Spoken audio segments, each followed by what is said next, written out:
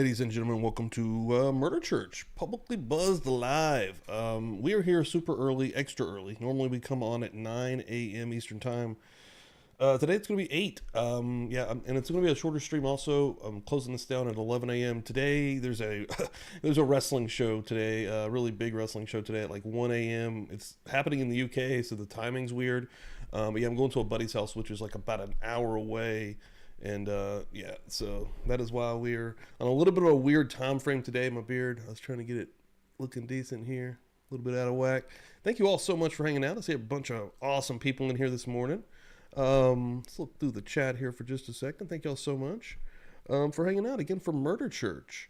Again, I know it's a weird time frame. Brian, Liz, see some names that I didn't pop off. Mountain Mama, Ash. Wait, no, I'm on the wrong chat. I'm actually in the wrong chat. Hold on. I was in Feral Friday's chat. I have to pop out this one. Again, early here. If you guys are hanging out, please like this stream. Really helps us out, gets us out in the algorithm here on YouTube. Share this out to your communities. Let people know what you're watching, that you're hanging out with Publicly Buzzed today. And and I really appreciate it. Boom. Now we're looking at the right chat. I am not T-Pain. Aspiring court reporter, Kim, Jay, Donna, Dizzy, aspiring court reporter Stevie, Disney nerd, Dizzy, I think I said Dizzy, Stevie Irwin, Donna, Groot, Carrie Rawson going to hang out with us, coming into Murder Church. Welcome, Carrie. That's awesome as fuck. Groot, Angel D. Yeah, folks, thank you all so much. We have a big week this week on Publicly Buzzed. Also, we are, I don't even know if I want to name it yet, because I need to get I need to get a thumbnail lined out. I need to get some promos started up first. But Carrie Rawson is actually going to be joining us for Feral Friday this week, and we're fucking stoked about it. So, yeah, thank you all for hanging out. We are going. We are in week 14 of the Jeffrey Dahmer insanity trial, folks. Continuing with psychiatrist Dr. Frederick Fosdell, part 4. And I was looking down here, and we're not done with this guy. I know a lot of people, I like the guy, but I know a lot of people don't like the mouth noises that he seems to make. But yeah, we're going to be going a little bit deeper into this gentleman as he continues his testimony here. Yeah, Carrie, it's going to be good as shit. It's going to be fun. I got to get some work going. It is early. I'm not usually up this time. I usually get up about 8 to 8:15 on a Sunday. So I don't like being this aware this early. Maybe I should put it that way. All right, let's jump in here, baby. Let's get her going. Talking a little too much this morning. Hold on. I didn't hit the bells. You guys in your pews, it ain't even Murder Church until I hit these bells right here. Those bells. Oh, hold on, actually. As the bells are going, Mosh, a member for 6 months. Let's go, AM crew, rise up. Mosh, first of all, thank you, brother, for being here. And Mosh, like he was saying there in the chat, Mosh is a real life friend. Grew up with Dan. Me and Dan did not grow up together. We grew up in different areas. We're super close, but I did know Mosh growing up, more so when we got to high school. But yeah, Mosh has known this family, and Dan specifically, for a long, long time. So thank you, brother. Always support. Love it. And then we're going to go down here just a little bit, because I think I saw Jay. Didn't Jay have an anniversary? Yeah, and also for Mosh, I got to give you the anniversary track. Hold on. Anniversary! It's anniversary! Jay, member for 4 months. So grateful and proud to be a part of Jay Buzzed Nation. Dude, we are so proud that you are a part of this entire crew, and that you allow us to be a part of your crew. Happy anniversary. Happy anniversary. Man. 4 months. That's absolutely unbelievable.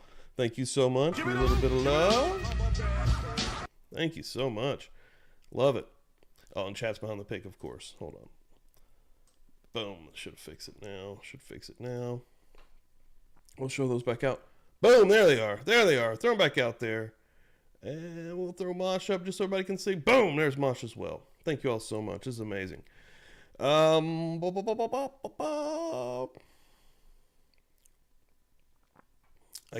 you. Jay's the best. He's got me. Yeah, we'll go rolling, baby. Let's go. Make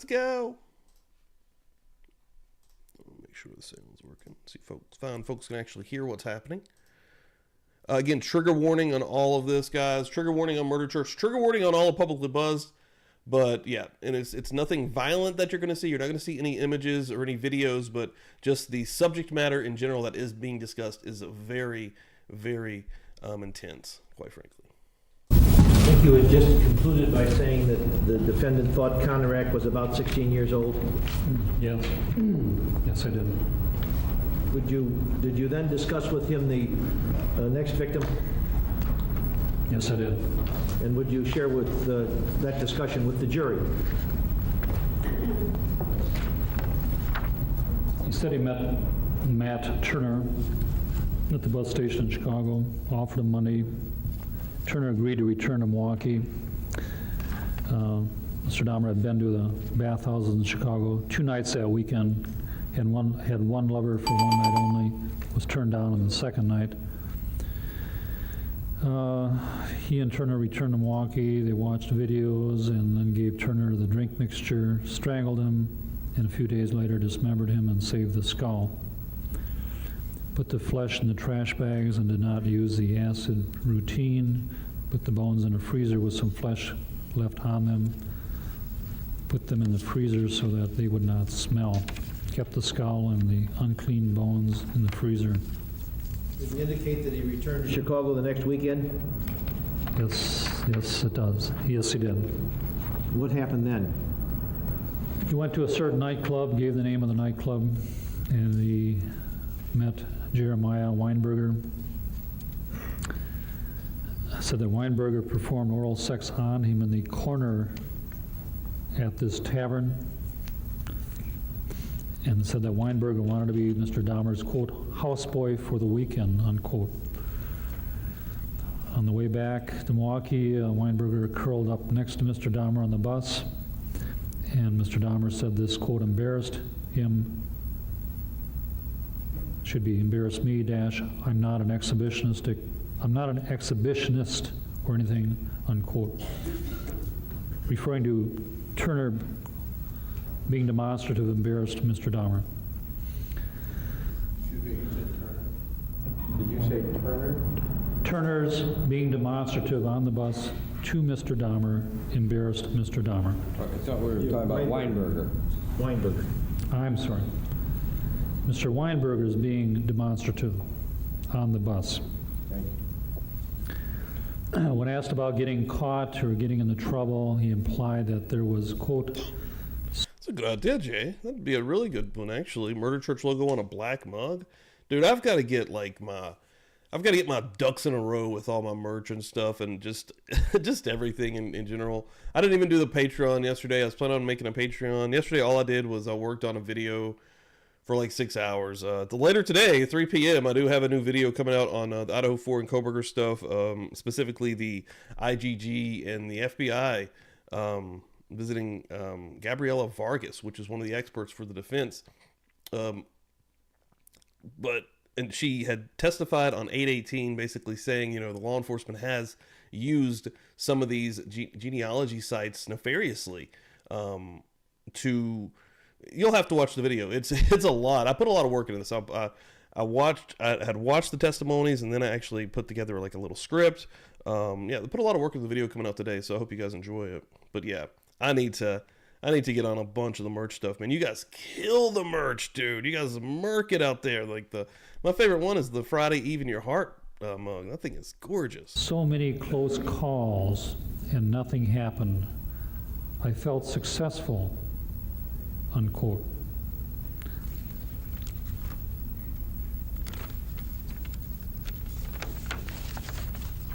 So again, an interpretation here. This impressed me as another contributing factor in that if your attitude is that I have a successful routine going, I have not been discovered or caught, I've had close calls, and I've always succeeded in not getting caught, this can certainly affect your attitude about continuing, and you are less deterred from continuing if in fact you are getting away with it.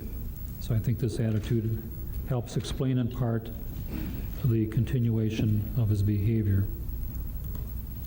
There's also a good statement in the confession regarding the issue of his not being caught. Returned to his apartment.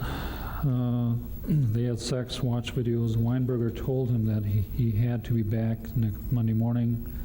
They drank. Sorry, would you read that line after, you skipped a line there, after he said, "I felt successful." Oh, I'm sorry.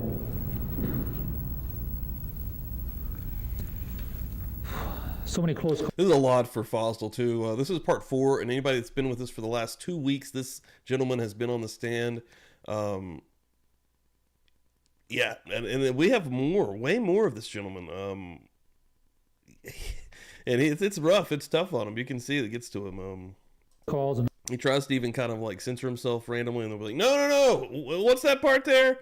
Oh, I want the details. nothing happened. I felt successful, in quote. Said he never thought about who they might have been or about their families.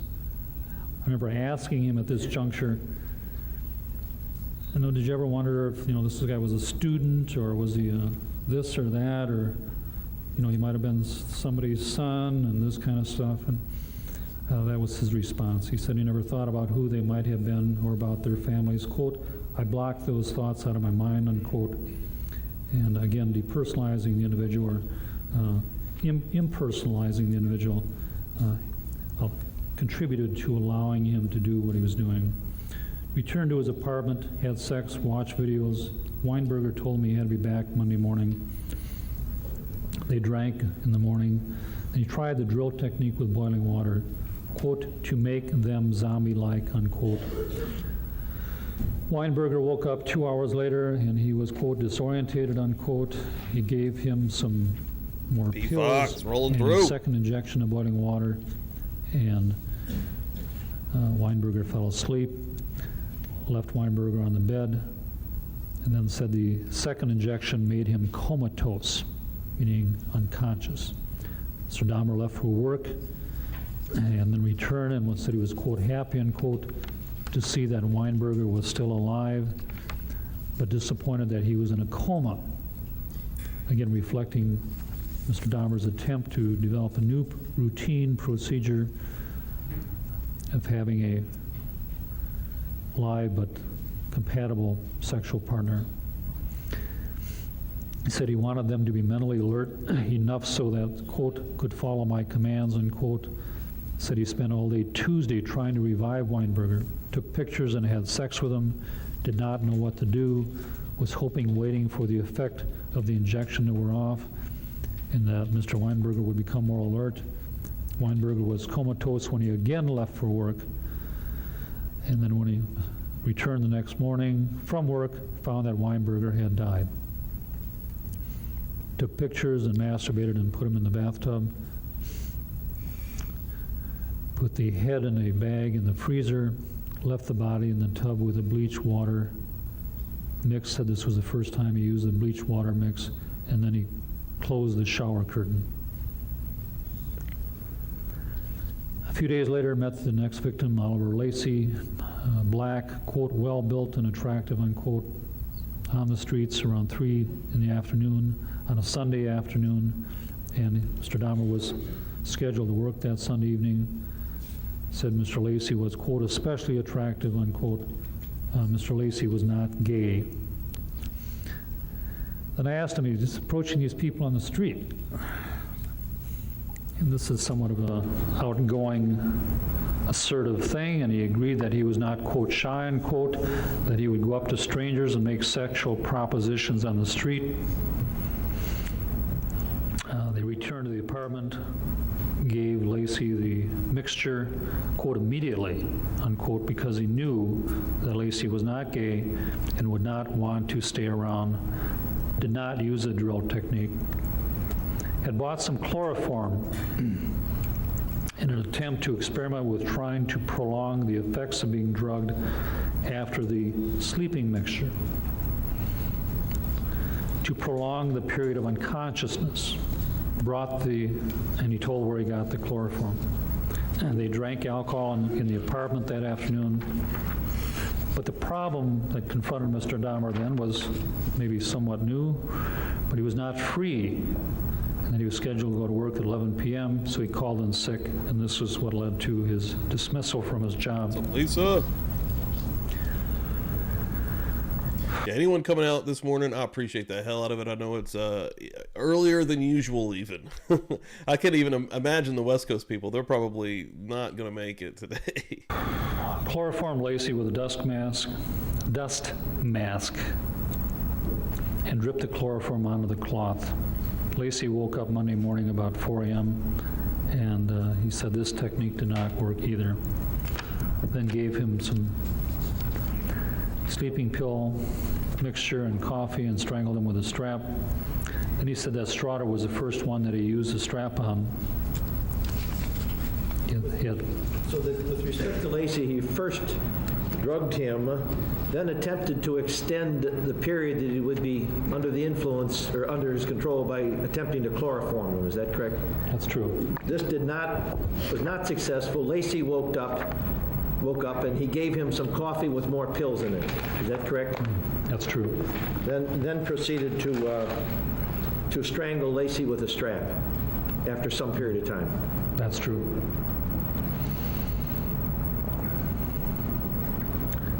Had sex and anal sex and kept a portion of the biceps. Said Lacey was, quote, one of the more attractive ones, unquote.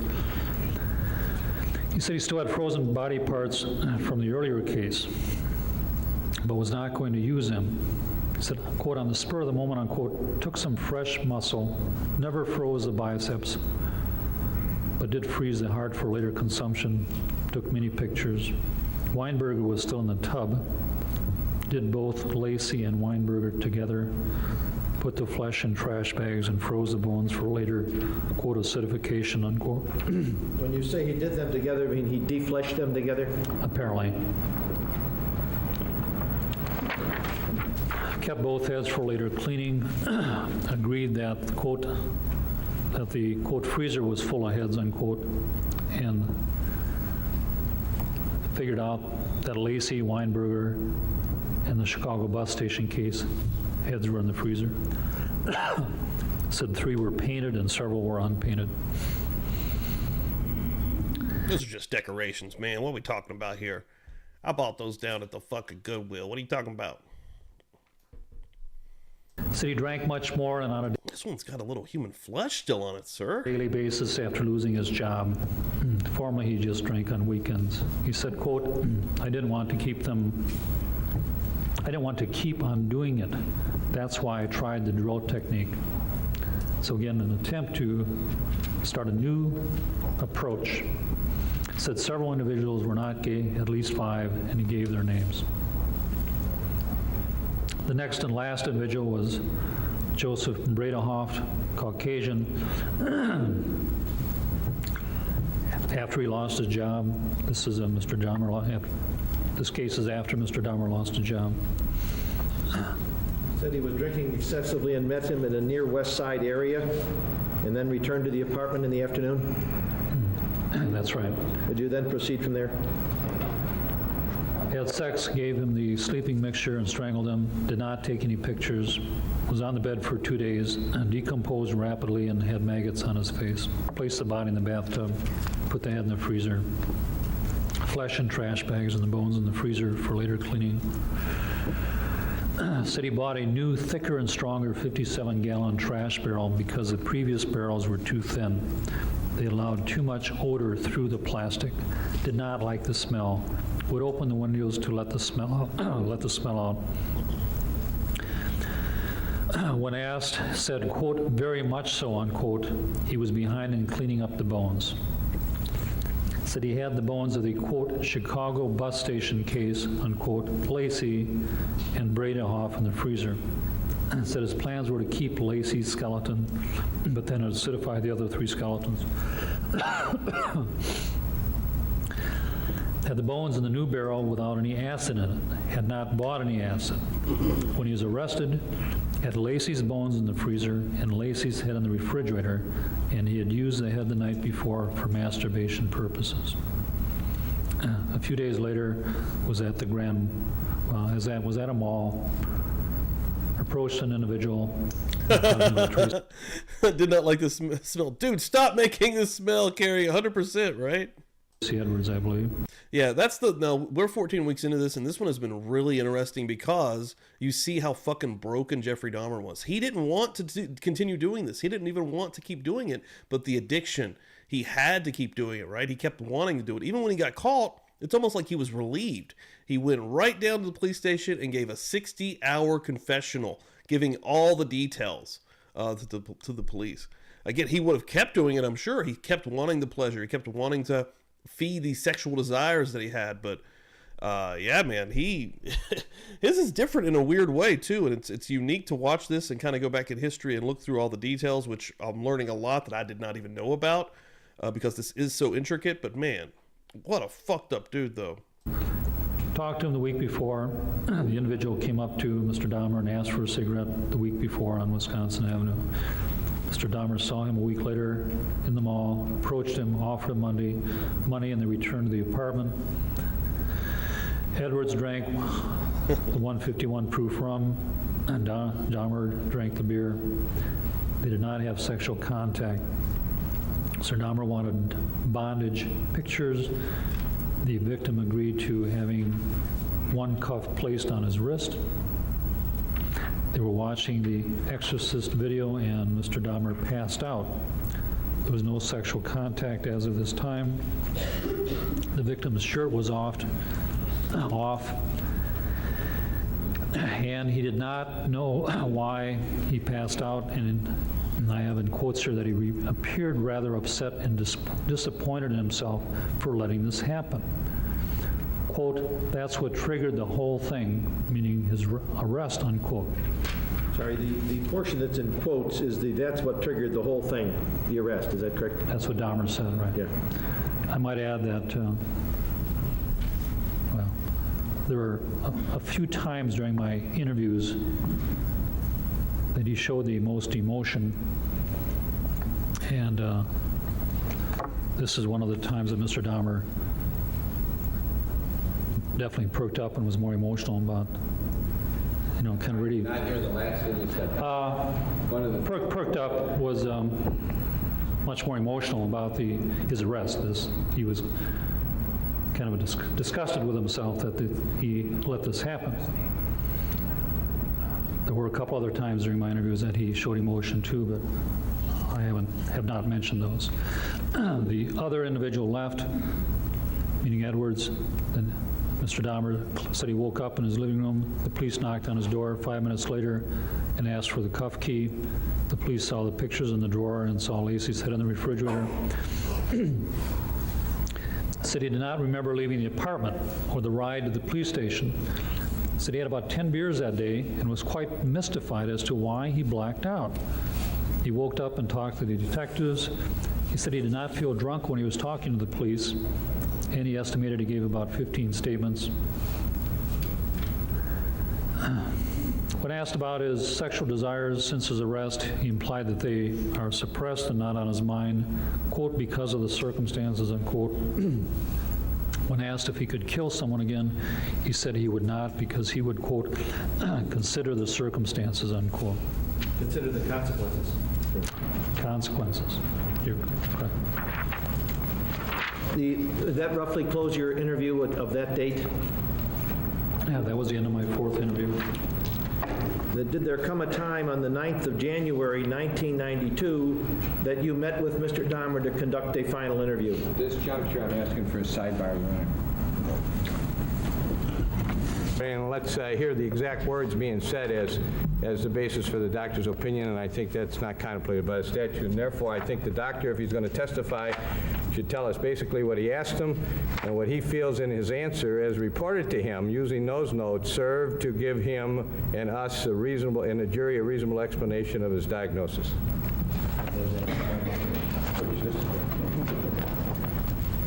If it pleases the court, it is a taped interview. It's my understanding, Dr. Fosdell can correct me, the taped interview was taken, as it indicates on its face, on the 9th of January, 1992.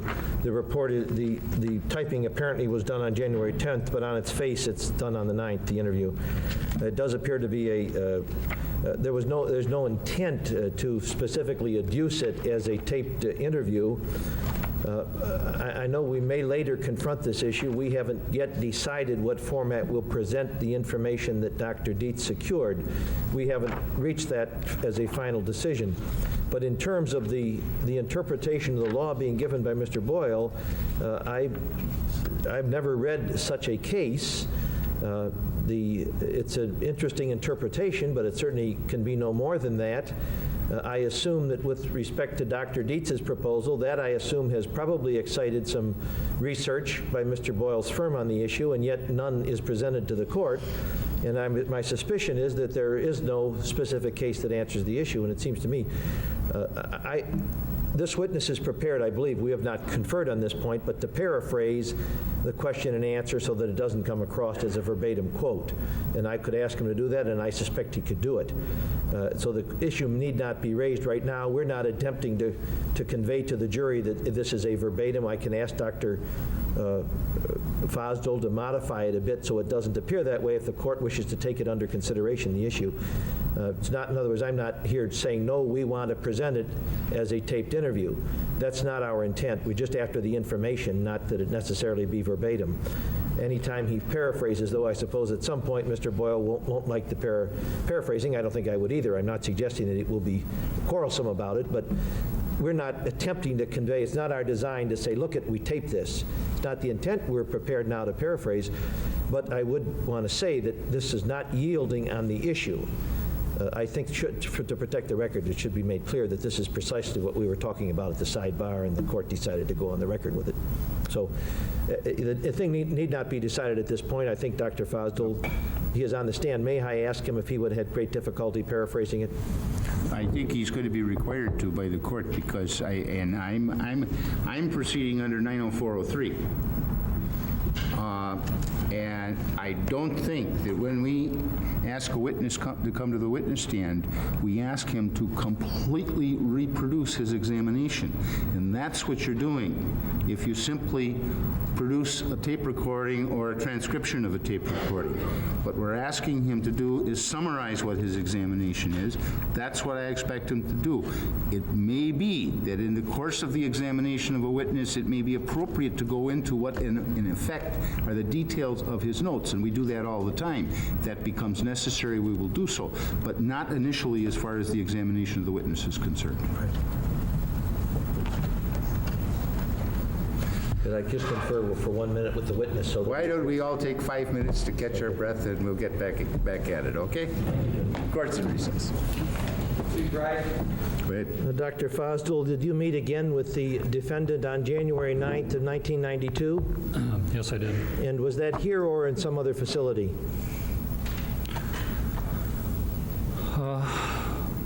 That was here.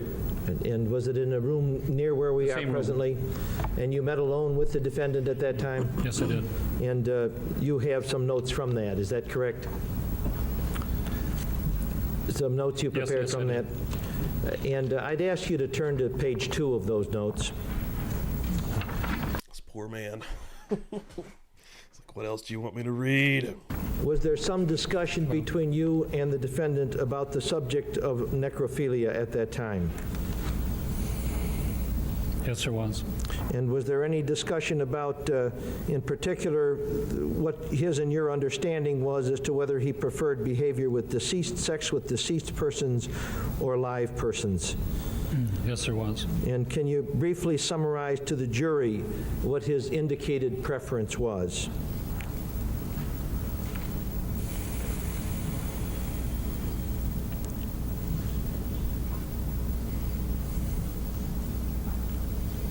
Just so the jury understands, these are in a different form, these notes, is that correct? Yes, they are. And you need to study it particularly to get that answer, is that correct? Is your page number 51, or are we on the talking the same? I'm on page 51, yes. And your question is, what did he say about being on?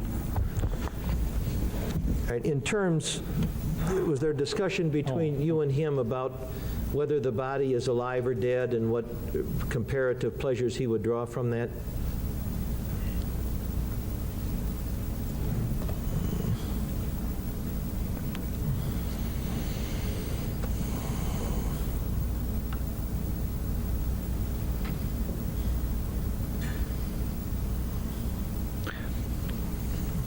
I'm not sure where you're referring to on that page. Okay, let me start at near the top, okay?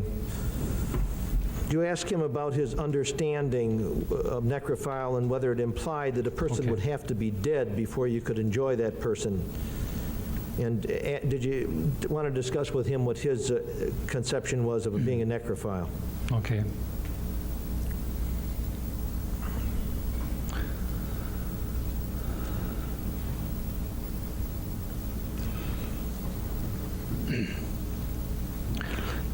The point I was getting at, and one reason I wanted to clarify some issues with him was whether or not the quality of being dead was part of the sexual arousal, or which is more necrophile in nature, or that, like he described earlier, that it wasn't the quality of being dead that was what he was pursuing, but more that while a person is dead, he then has full cooperation and the individual is incapacitated and is fully passive, and that it was simply a way of prolonging the relationship and not that it was the quality of Welcome, Shannon. deadness Good that morning. he Murder Chow, yeah. he was seeking, and that's what gave him the thrill, was, or the stimulation, was a deceased body. And In other words, and he implied that he agreed with my formulation, that I understood him correctly, that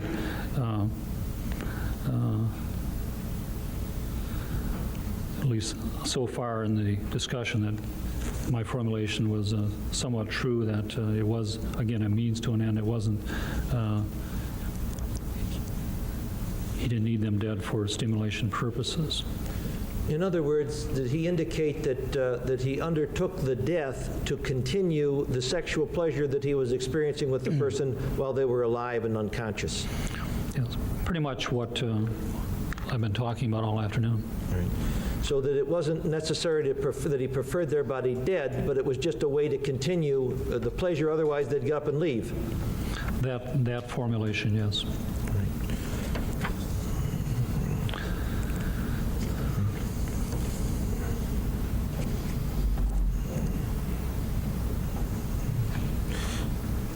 Did you, and I'm looking now to the middle of page 52. I'm sorry, when you say 52, is that my two? So I see what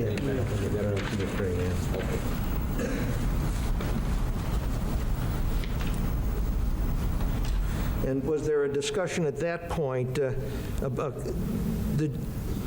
about whether it was more exciting to be with a live person or a dead person? I'm looking at about 2/3 of the way down. Whether it was more exciting to be with a live person or a dead person.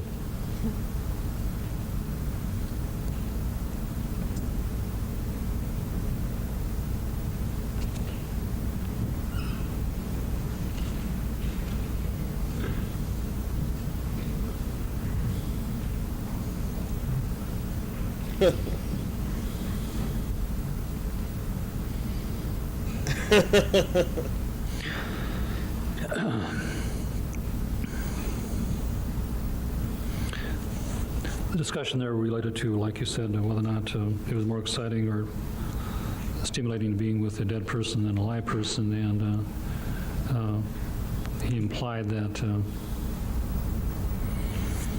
the zombie-like state, or a live but impaired or individual who was totally compliant, that would have been better. It would have been better to have such a totally compliant live person. Right. But he'd indicated to you that he had never run into such a person. Is that correct? True. And under those circumstances, then, not having such a person available, not having run into such a person, he would proceed to the death and have pleasure with the dead body then. Would that be accurate? True. When you asked him particularly if it would be more exciting with a live person, and did he indicate? This guy, like, we're 3, maybe 4, and I think this is the 3rd week we've been with the psychiatrist, Dr. Fosdell. I mean, he was done the first day. He was done the first hour. And the more it goes, the more I feel sorry for him, because he's just like, and then. Indicate yes. Yes. But that they'd have to be in a completely compliant status. Is that correct? That's what he would like, yes. Towards the bottom of that page, did you have a discussion with him, reverting back now to the first incident, his discussion about the jogger, right at the very bottom of that page? Yes. And he... Like, and we're talking about this real quick, and I asked, Carrie's talking about, we're kind of talking about Koberger in the chat right here, and right, if I was wrongly accused of murdering 4 people, I would be beside myself and inconsolable. Like, I get that. At the same time, it's almost like you'd be in your head, right? Like, and I agree, the way that Koberger actually acts, you can see him clenching his jaw, you can see him, he's just like super tight when he's actually in front of the cameras in the courtroom. What I kind of get also, because I feel like if I was actually being accused of something like this, I would be screaming at the top of my lungs, right? Could I even be sitting in that room being accused of something so horrendous if I truly, truly am being there, if I'm put in that position wrongly, right? If I'm actually being accused of this and I'm truly innocent, just say that for a second. How would you act in that situation, right? Because, I mean, it's almost like you would have to, because before you're actually in that position, you're going to be in a cell going over this day and night in your head, right? So are you going to be kind of like almost to yourself thinking, I can't just go in there freaking out. I can't go in there screaming at the top of my lungs. But at the same time, there is something to looking guilty and not looking guilty. And then you can maybe play tricks with yourself in your own head. At least I know I do. And going back to Friday when we were talking to Lisa about the polygraph stuff, I feel like if I was actually hooked up to one of those machines, I would be freaking out. I'd be sweating and my heart would be racing, even if I'm not lying. And much less if they're, I don't know. So you get arrested, you get put in a position like this. They already think that you're the guy. You know, this goes back to some of the conversations we've had with defense attorney Bob Mata, who's been on this show. Don't say anything. That makes a lot of sense, quite frankly. But then you have the people that can't stop talking, right? I mean, it's interesting. It's a very interesting thing, but I often think about that. How would I act in this situation to try to prove that I truly am innocent? Because everybody's already kind of got this preconceived notion in their head that you're the guy, right? I mean, the evidence starts stacking up, and we can go into that later. But I'm just kind of talking about that. If you truly are innocent, how would you act, right? How would you be in that position? Now, I don't know if I would be acting normal. I don't know how I would be perceived, quite frankly. They'd be like, this guy's crazy. This guy's out of his mind. He's just freaking out. Maybe that would come across as me being, holy shit, I don't believe this guy did it. Who would act like that, right? I don't know. That shit trips me out. You briefly discussed that with him again. Is that correct, the jogger incident? I think that was the first time I heard about it. He had not told me that before. He thought he had, and then I asked him about that. Where are we at, Doctor? Bottom of page 52, Mr. Ball. That'd be the third page. Bottom of the third page. And you said that's the first time he talked to you about the From what I recall, I had not heard about the jogger before. Did he indicate whether it was his plan to knock him out unconscious or to kill him in that discussion you had with him? I'm looking particularly at the bottom several lines. The plan there was to knock him out, and while the individual's knocked out, he would be able to He did not indicate enjoy homosexual behavior with him. I kind of feel like that too, T-Pan. If you seen a camera, you'd be like, I'm fucking innocent. Like, look in my face, look in my eyes. In the woods. He did not indicate to you that it was his intent to kill that jogger or his plan to kill that jogger. That's true.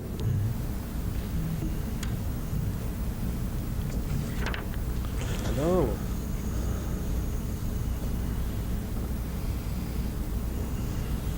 Looking on page 54, be the fourth page, you have a discussion. Good point, Jay. Yeah. The trial that just ended with Randolph. Yeah, he couldn't stop. And then look at the very ending when they actually came back with the verdict. Guilty on all these fucking charges. He didn't shed a tear. He didn't have any emotion whatsoever. He just looked mad. He just looked pissed off. Even in that situation, if that's really happening and you're truly innocent, I feel like you would be so mad and so pissed off, but the emotions, it would be pouring out of you. Everything would be coming out of me. I feel like I'd be puking. I'd be sweating. I'd be just freaking the fuck out, dude. Like, my body could not contain all of that emotion and that stress. With him about any efforts he may have made to locate someone who would establish a long-term relationship with him. Yes, I did. And what, if anything, was his response in connection with that discussion? He implied that he didn't try feel the as hard as same. perhaps he could have.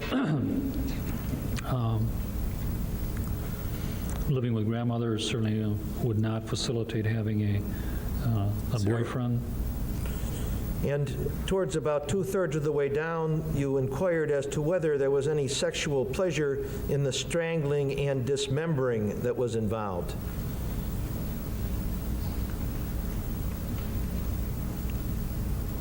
That's true. And when you asked him about that, the assault aspect, the strangling and dismembering, you asked him whether or not that was sexual, and what did he indicate to you? As he testified or related to me previously, this was not a sexual act for him. Did you then discuss the work involved in the disposal effort? Yes, I did. And what was his comment on that, whether he enjoyed that or I not? just said there was a lot of work involved, and he, quoting him, he said, too much, unquote.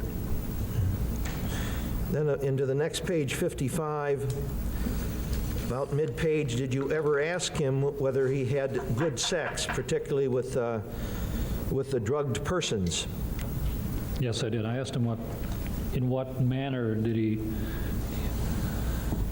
have the most enjoyable sexual experiences. And what did he advise you? And he implied that he enjoyed the individuals while they were drugged the most, and he implied that was he said, quote, it worked rather well. Right. The problem was, though, that they'd wake up and begin to leave. Is that correct? And then you discussed with him the shortcomings and the techniques he was using, killing these people. Is that correct? True. And what was his response basically to that?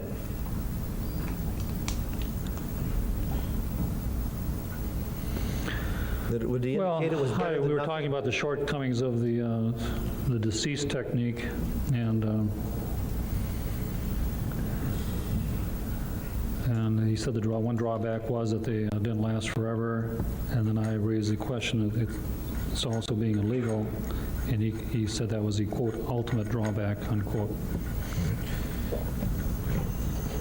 Then he had a very candid discussion about whether a mouth job is a mouth job on a live person or a dead person. Is that correct?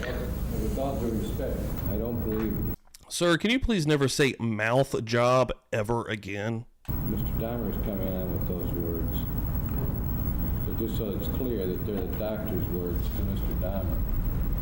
Was there a discussion about various sexual practices, comparing them to a dead and a live body and a dead body? I was wondering if there was something, sexual contact with a deceased person,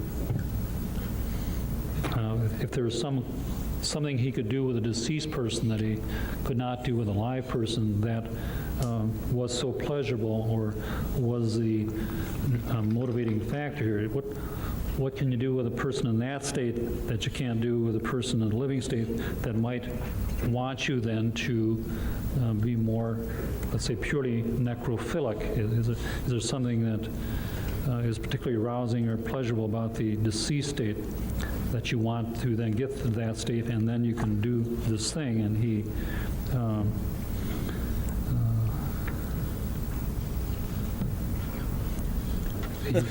he implied there was nothing, no particular physical act. On the top of page 56, did you make that flat comparison whether there was any advantage to having the deceased, and inquired whether otherwise the sexual behavior was the same between a live person and a dead person?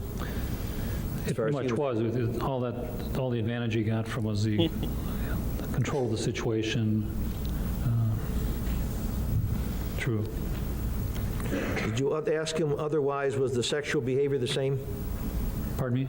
Did you ask him otherwise, was the sexual behavior the same at the top of page 56? Yes, I believe I did. And what was his response? He said that was right. And the difference, you pointed out the difference was that by killing them, he would be able to squeeze out a few more hours, a couple of days. And what did he respond to that? He agreed with that. And he indicated, did you have any discussion on whether he had ever taken the time to really nurture a long-term relationship? Yes, I did. And what did he indicate to you? Oh, that he had not.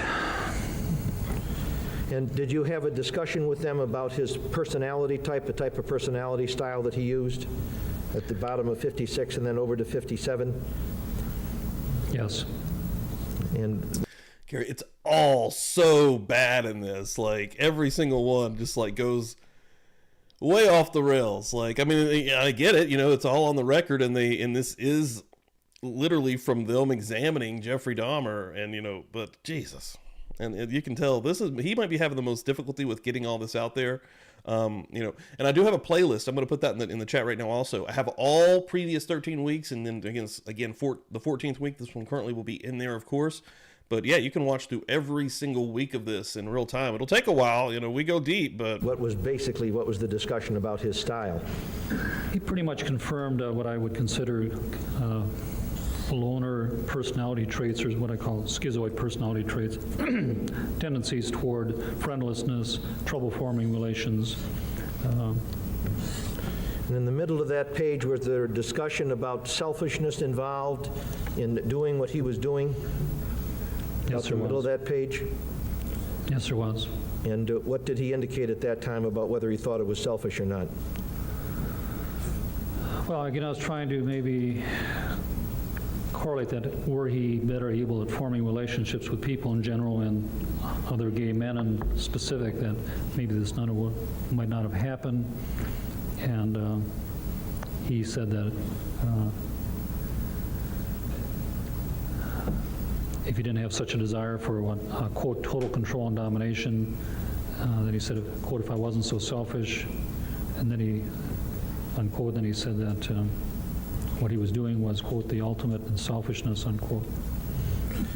You had a discussion with him then also at the bottom of page 58 about whether he ever owned a car in Milwaukee? The bottom of page 58? Yes, I did. Yes, I did. And then you had a discussion with him relating to the fact that he always selected victims that did not have cars. Is that correct? True. And would you tell us, you then had a discussion about, did he tell you why that was done? Yeah, basically that if he knew the individual had a car at the tavern, he would not consider taking them back, because the individual would want to drive his car back, and then it would be on the street, and then he would have a problem with disposing of a car, or certainly the car could be traced, whether it be left at the tavern, which I suggested, or even if the car was back on the street. And so he discussed that in connection with, he always selected a victim that did not have a car. Is that correct? Yes, that was a consideration, just like their appearance. Did you ask him in middle of page 59 how much money he was making a year? Yes, I did. And what did he tell you?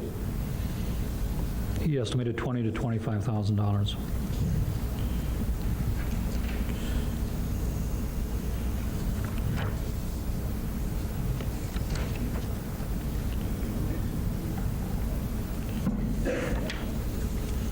Then you had discussion with him about the last incident involving Tracy Edwards. Is that correct?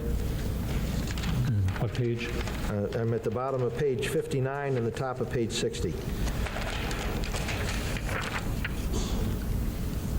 Yes, I did.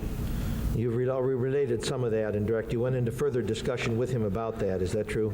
In the previous interview, we were cut off, and I didn't really get a good discussion from him as to how this how it all came to an end, which is All right. most relevant.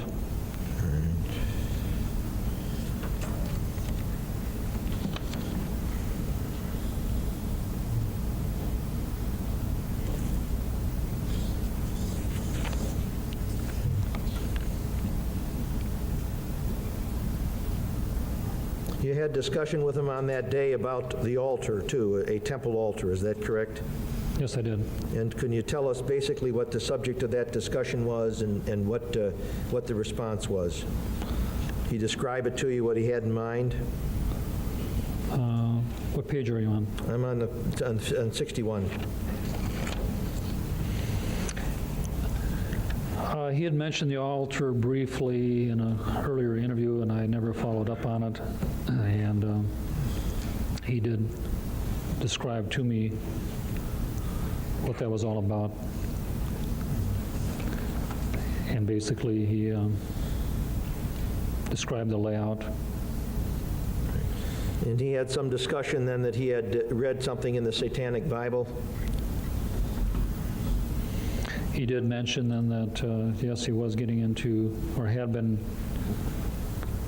looking into some satanic beliefs, and had bought the Bible. And he concluded, well, again, he didn't express any beliefs that, again, that he was possessed by demons or devils, or that this was psychotically motivated behavior. It just sounded like he was looking into, call it some occult kind of thinking.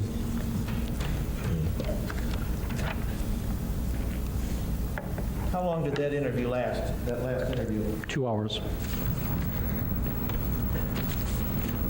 Now, I want you, what did that bring your total to, the total number of hours that you had been in discussion with him? According to my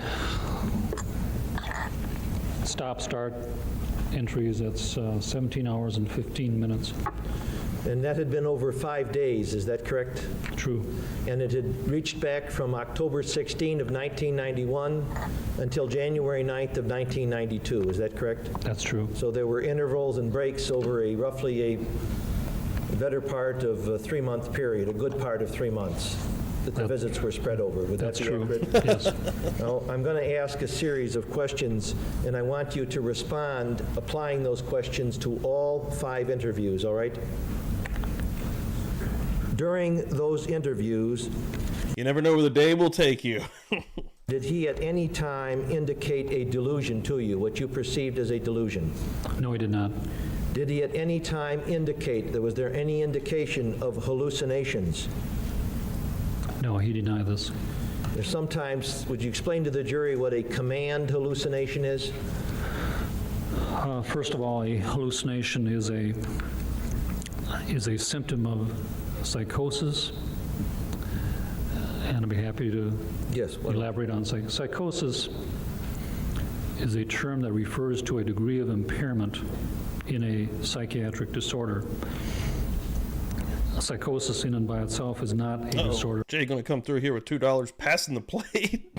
Mouth job. Oh Lord. Oh God. Yeah. Please, sir, never say mouth job again. That would be amazing. Give me the loot! Give me the loot! I'm a bad man. Give you a little bit of Biggie and ODB here on this Sunday morning. Thank you so much, brother. I'm gonna hit you with a little bit of I'm sober enough to know what I'm doing, and I'm drunk enough to really enjoy doing it. Little Jim Leahy this morning on Murder Church. Never hurt anyone. Thank you, brother. Appreciate that. Psychosis is a degree of impairment. So certain conditions the individual can become psychotic. And what psychosis means is that the individual loses touch with reality or has an impairment in reality testing. Some conditions Joe? do not become being in psychotic. here, brother. So schizophrenia is a type of mental disease or illness whereby the person can become psychotic. People can become psychotic while severely depressed. In the manic depressive high, being high on drugs, an LSD experience is a psychotic experience.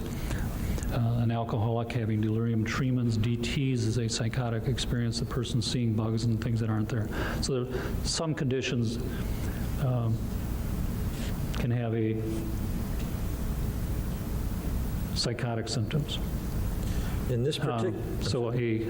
The most common psychotic symptoms are delusions, which are false beliefs, whereby the schizophrenic individual might misinterpret reality and think people are plotting against him and the CIA is tapping his phone and on and on.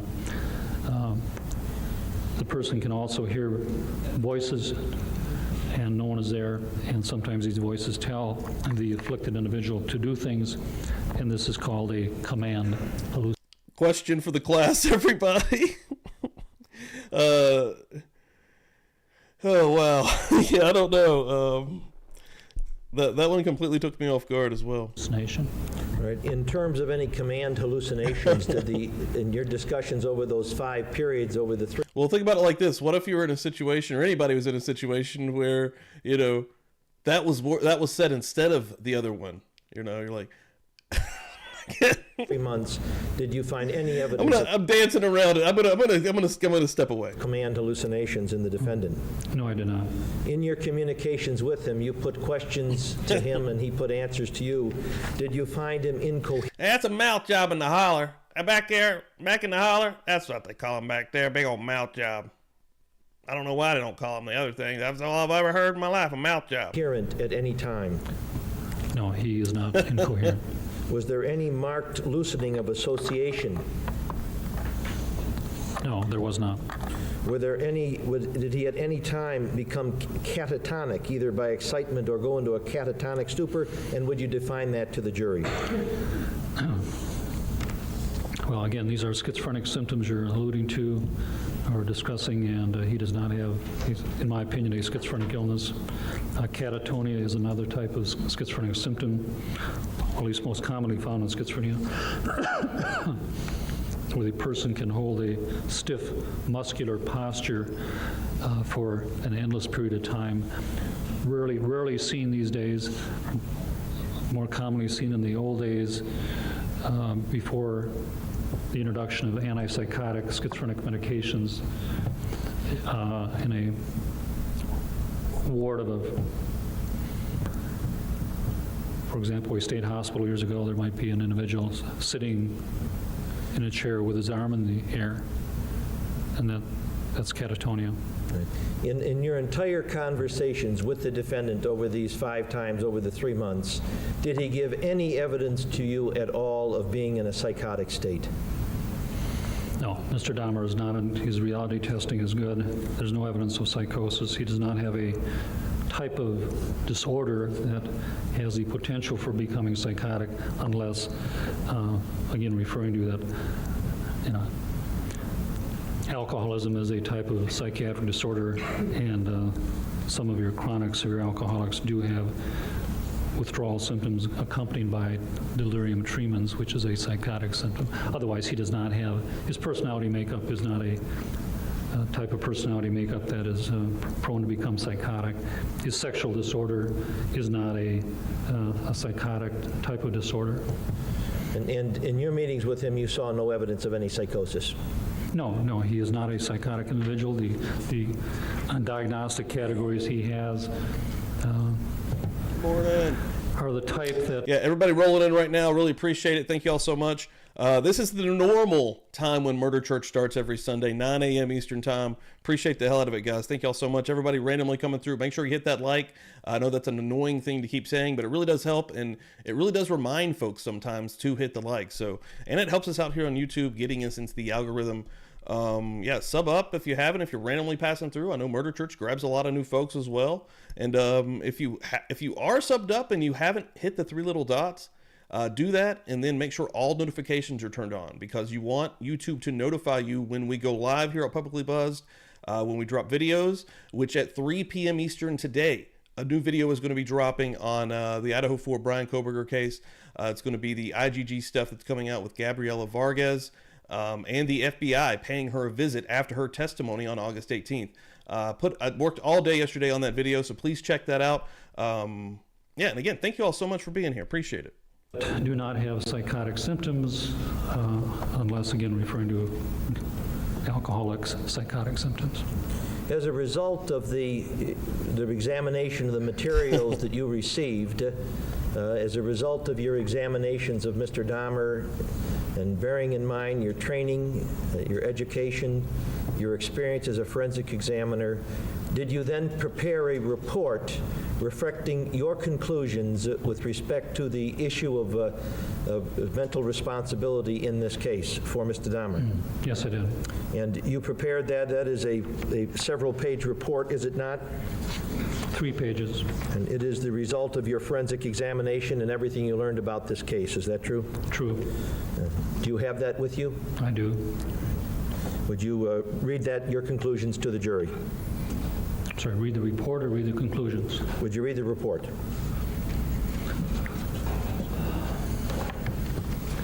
It's dated January 10th, 1992, addressed to E. Michael McCann, District Attorney, Milwaukee County Safety Building, Milwaukee, Wisconsin, in regard to the Jeffrey L. Dahmer examination. Dear Mr. McCann, at your request, I examined Jeffrey L. Dahmer. I examined him at the Milwaukee County Safety Building on October 16th, 1991, October 23rd, 1991, November 13th, 1991, and January 9th, 1992, and also on December 20th, 1991, at the Columbia Correctional Institution. I understand he's being charged with 15 counts of first-degree intentional homicide, and that the alleged offenses occurred between January of 1988 and July of 1991. This examination was conducted in regard to his mental responsibility during the time in question, should have been times in question, and as directed pursuant to Section 971.16 of the statutes. My examination consisted of a study of the collateral materials, a review of his past personal history, a discussion of the charges against him. Catch up on chat here. Am I? Okay, you can hear me.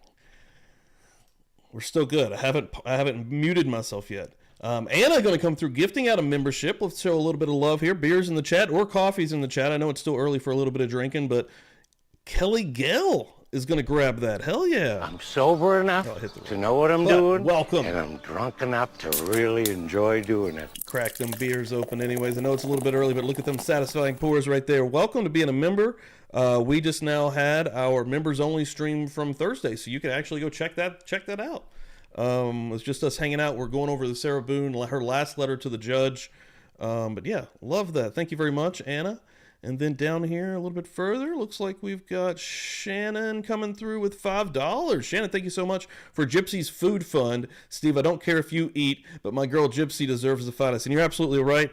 And Gypsy eats like a queen right now currently. Anybody that doesn't know, she's on a special diet to where she has to eat. It's like, I'm going to remember it now, but it's like it's not dehydrated. I've forgotten the actual term that it is, but they have to do something insane to the food when they actually make it for this particular dog food. But they basically it's just pure protein is what we're actually just giving this dog right now. She can't have anything else basically. Like they pull out everything from regular food to where it's just like there's nothing left but protein is what she's getting in. But thank you very much, Shannon. Appreciate the hell out of that. Give you a little bit of I'm sober enough to know what I'm doing, and I'm drunk enough to really enjoy doing it. I'm telling you like it is, baby. Love it. And we'll give you one epic one too. Hold on. For Murder Church. Thank you so much. Oh, AZ's going to come through also. $2. Boom. I got the Brewsties. I'm not sure what you're I hope you're saying Brewskis. I'm sober enough to know what I'm doing, and I'm drunk enough to really enjoy doing it. Give you a little bit of love. Thank you so much for the $2. Appreciate it. Thanks, everybody, for being here. Viv coming through here. Everybody rolling through here. It looks like, yeah, the proper normal time for Murder Church is 9 a.m. Eastern time. And, man, yeah, filling up in here. Let's go, baby. Hell yeah. That's awesome. Murder Church is ending a little bit early today. We're going to 9 a.m. Eastern time. I've got something going on. I've got a wrestling show later that I'm going to with some buddies. So, yeah, it's not going to go as long. That's why we started a little bit early. But, man, love it. You guys are making my day right now. As to his present mental status functioning. Oh, well, hold on. Sorry to keep pausing, but Kelly Gale gifted out a membership, paying it forward. And who's gonna get that? Donna Miner. Hell yeah. Hell yeah, Donna. Love that. Well, I'm gonna give you a little bit of love too, baby. Give me the loot. Give me the loot. You're a little biggie right now, huh? Tell it like it is, baby. Son of a bitch! Love it. Thank you all so much for hanging out. Viv, I hope you're doing better. Hope you're healing fast. Man, everybody, yeah, chat's going crazy right now. This is awesome. I can't keep up with it either, guys. Yeah, it's going a little wild. Available to me was a copy of the criminal complaint, police reports and statements, prior mental health records, and other miscellaneous records. Oh, okay. The non-confidential nature of our interview, the reasons for this examination, the present legal proceedings, the nature of his special plea, and the possible future dispositions were discussed with him. He understood this discussion. Mr. Dahmer presented as alert and cooperative 31-year-old single Caucasian male. I think that might be it. Yeah, I think that might be what I was trying to say earlier. I guess leave out the punctuation. He talked freely, related appropriately, and was an articulate historian. The information he volunteered seemed to be generally reliable and was presented in a forthright manner. A typed copy of my interview notes has been forwarded to you earlier and will not be included in this conclusory report. Throughout my interview, his mental status examination was within normal limits. There was no disturbance of speech or motor behavior noted. His mood did not reflect any undue anxiety, depression, or inappropriateness, other than some blandness or flatness of affect. Which, may I explain, or? Hold on. Kim Fabuloso is going to gift out Nombre. Just scooped up a membership from Kim. Hell yeah, y'all going nuts right now. What is going on? What kind of party happening in this chat? Little Holly Berry? Holly ain't even here. I'm going to summon her. Huh? Let's summon Holly. Love it. My God. Rocking and rolling, baby.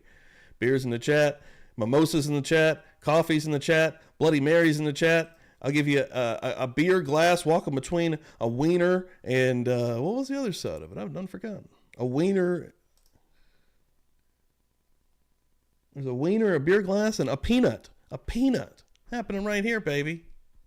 Not necessary. It's just he's rather stoic. His thought processes were coherent, and he denied past and present psychotic symptoms such as delusions or hallucinations.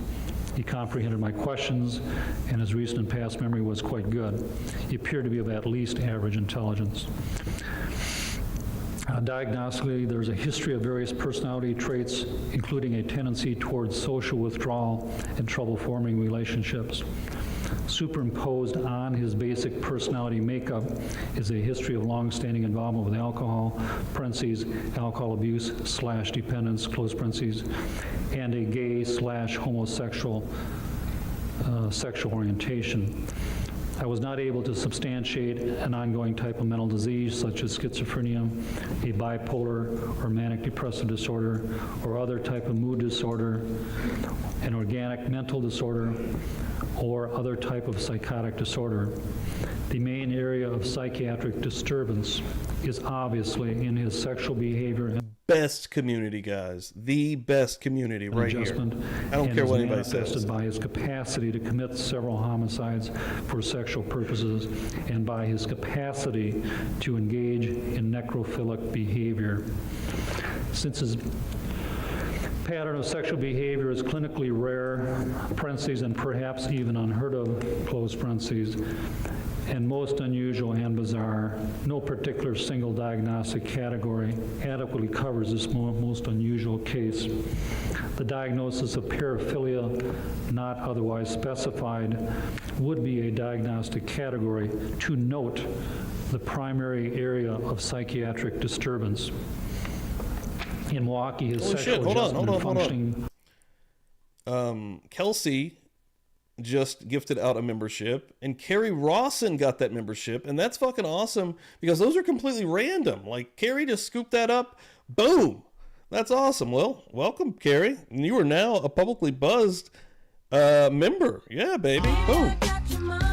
Give you a little bit of love. And you're going to get all of it, baby. Get them the beers in the chat. I'm going to throw a coffee drink in there. I'm going to throw a Bloody Mary in there, a mimosa. I want to throw you a liquor drink in there just to even it out. Boom. Welcome, Carrie. That's awesome as hell. Let's go, baby. What is even going on Obviously, right now? became more inappropriate and pathological, and he began using a drug-alcohol mixture to incapacitate his male sexual partners.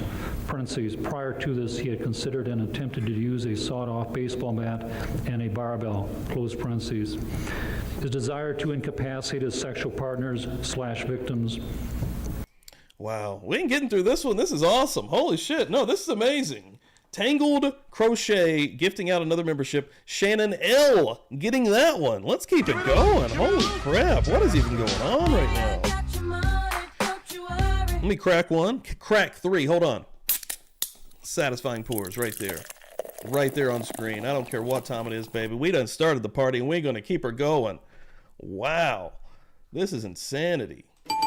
This is absolutely actual insanity happening right now. Thank you all so much. Yeah, and if you now, ladies and gentlemen, Joe Jackalone hanging out in here as well. If you go exclamation point and go Joe, boom, you can follow him and his YouTube will pop up. I know he's not only been trying to grow it, he is growing it. That thing is growing rapidly. Got everyone hanging out here today. Thank you all so much. This is crazy. This is amazing. You are making this insane, quite frankly. Bella, good morning. And yeah, everybody's still rolling through because I know this is the normal time morning church would actually be starting. Wow. Jay! Woo! Who's going to get it? Who's going to get it? Who's going to get that bad boy? It's out there in the air. Susie. Susie, who is returning, just scooped them up, baby. Scooped one of them bad boys up. Thank you, Jay, so much. Appreciate that, brother. Wow. I'm going to give you a little bit of all this right now. You know what you guys have earned today, don't you? Extra bells, extra church bells, extra church bells. Ladies and gentlemen, they're out there. We appreciate you all so much. You don't even understand. Shelly, good morning. Thank you, thank you, Shelly. I know that you were on Twitter last night saying this is going to be, I think it's your first murder church, if I'm not mistaken. Been able to come through here. And I know it's a lot of the same crowd, but it's also, we're a late night show. Let's just be real here. We do a little bit of drinking at night. We cover a lot of serious stuff, but the murder church is a little bit different for us here. You know, we start early. We're doing a trial. You know, we're in week 14 of the Jeffrey Dahmer insanity trial, but normally we're more covering cases or covering subject matter. So I appreciate everybody for coming through here. This is amazing. Oh my God, I look to the left and what I see, another gifted membership coming out right now. Shannon, tossing that out. Bobby Hanson, congratulations. Give me the loop. Give me the loop. You just received yourself a membership. Pour them out again, baby. Pour them out. We're going to throw them down the line. I feel like a bartender today. Wow. Wow, that's all I can even say. Once they start flowing, once they start rolling, it's a little bit out of control, baby. Hell, let me throw a few in the chat myself. Hold on. Boom, boom, boom, boom, boom, boom, boom. I'll throw you a liquor drink in there. I'll throw you a logo in there. I'm going to throw you a Bob, a Bob Mata, and then I'm going to throw you a J in there. Just for fun, baby, and we'll throw it up on the screen. What is happening right now? This is truly out of control. All right, baby. Murder Church. Rocking and rolling! Appeared to be an attempt to prolong their sexual availability. I'm telling you like it is, baby. And a means by which he could satisfy his needs for control and to have a, quote, fully cooperative, unquote, parentheses, non-resisting, close parentheses, and, quote, completely passive, unquote, parentheses, non-rejecting, close parentheses, sexual partner. He later started killing / strangling his partners as a means to incapacitate them and to prolong their sexual availability for a few more days. He later tried, but unsuccessfully, to incapacitate them by the use of a rubber hammer and a, quote, drill, unquote, technique. Yeah, that's true. And as a tip, Joe, if you're still hanging out in here, I saw your live stream yesterday. The more live streams you do, the more people that come in and are hanging out, the better those hours are going to rack up. Video hours are really hard to get because, you know, who's going to click on your video? It's hard to get those pushed out. But live streams, for whatever reason, YouTube does like to push out live streams. yeah, the more live streams you do, the faster those hours are going to rack up, so you can get to the actual monetization on YouTube, man. But yeah, you're going to get there quick, I guarantee it, because you've got the support of all these people of J-Bo Nation, J-Buzz Nation, and also, yeah, you're putting the work in. So yeah, you keep putting them streams in, that's going to be happening before you know it. Absolutely. Shelly coming through here. Now I know this is Shelly's first ever murder church. You always see her on the J streams and in the later night streams, coming through here early in the morning, baby. $9.99, throwing it in the pot, throwing it. I love it. Let's go. Give me the loot. Give me the loot. I'm a bad man. Let me see here. What am I going to give? I want to give you one more here. Hold on. I don't remember asking you a goddamn thing. That's my actual favorite. Dan's a fantastic Dan's a fantastic man who is not here, who has never appeared on Murder Church. You son of a bitch. Dan, do you hear me? Son of a bitch! You need to be on Murder Church. Everybody get on Dan on Twitter, on X. Let him know we need you on Murder Church. Appear on Murder Church, baby. Coming in, baby. Coming in. Yeah, you got it, dude. It won't take long at all.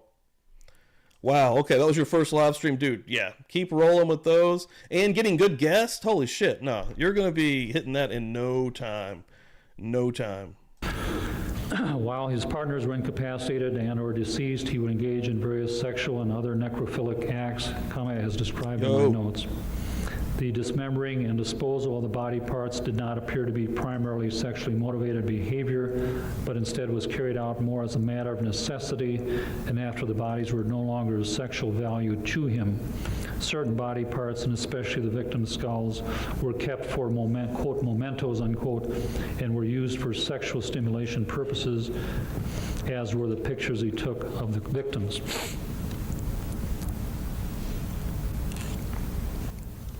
The critical question regarding the mental responsibility issue is whether or not a type of mental disease caused him to, quote, lack substantial capacity, unquote, during the time of the actual killing, parentheses, usually by strangulation, close parentheses, of the victims.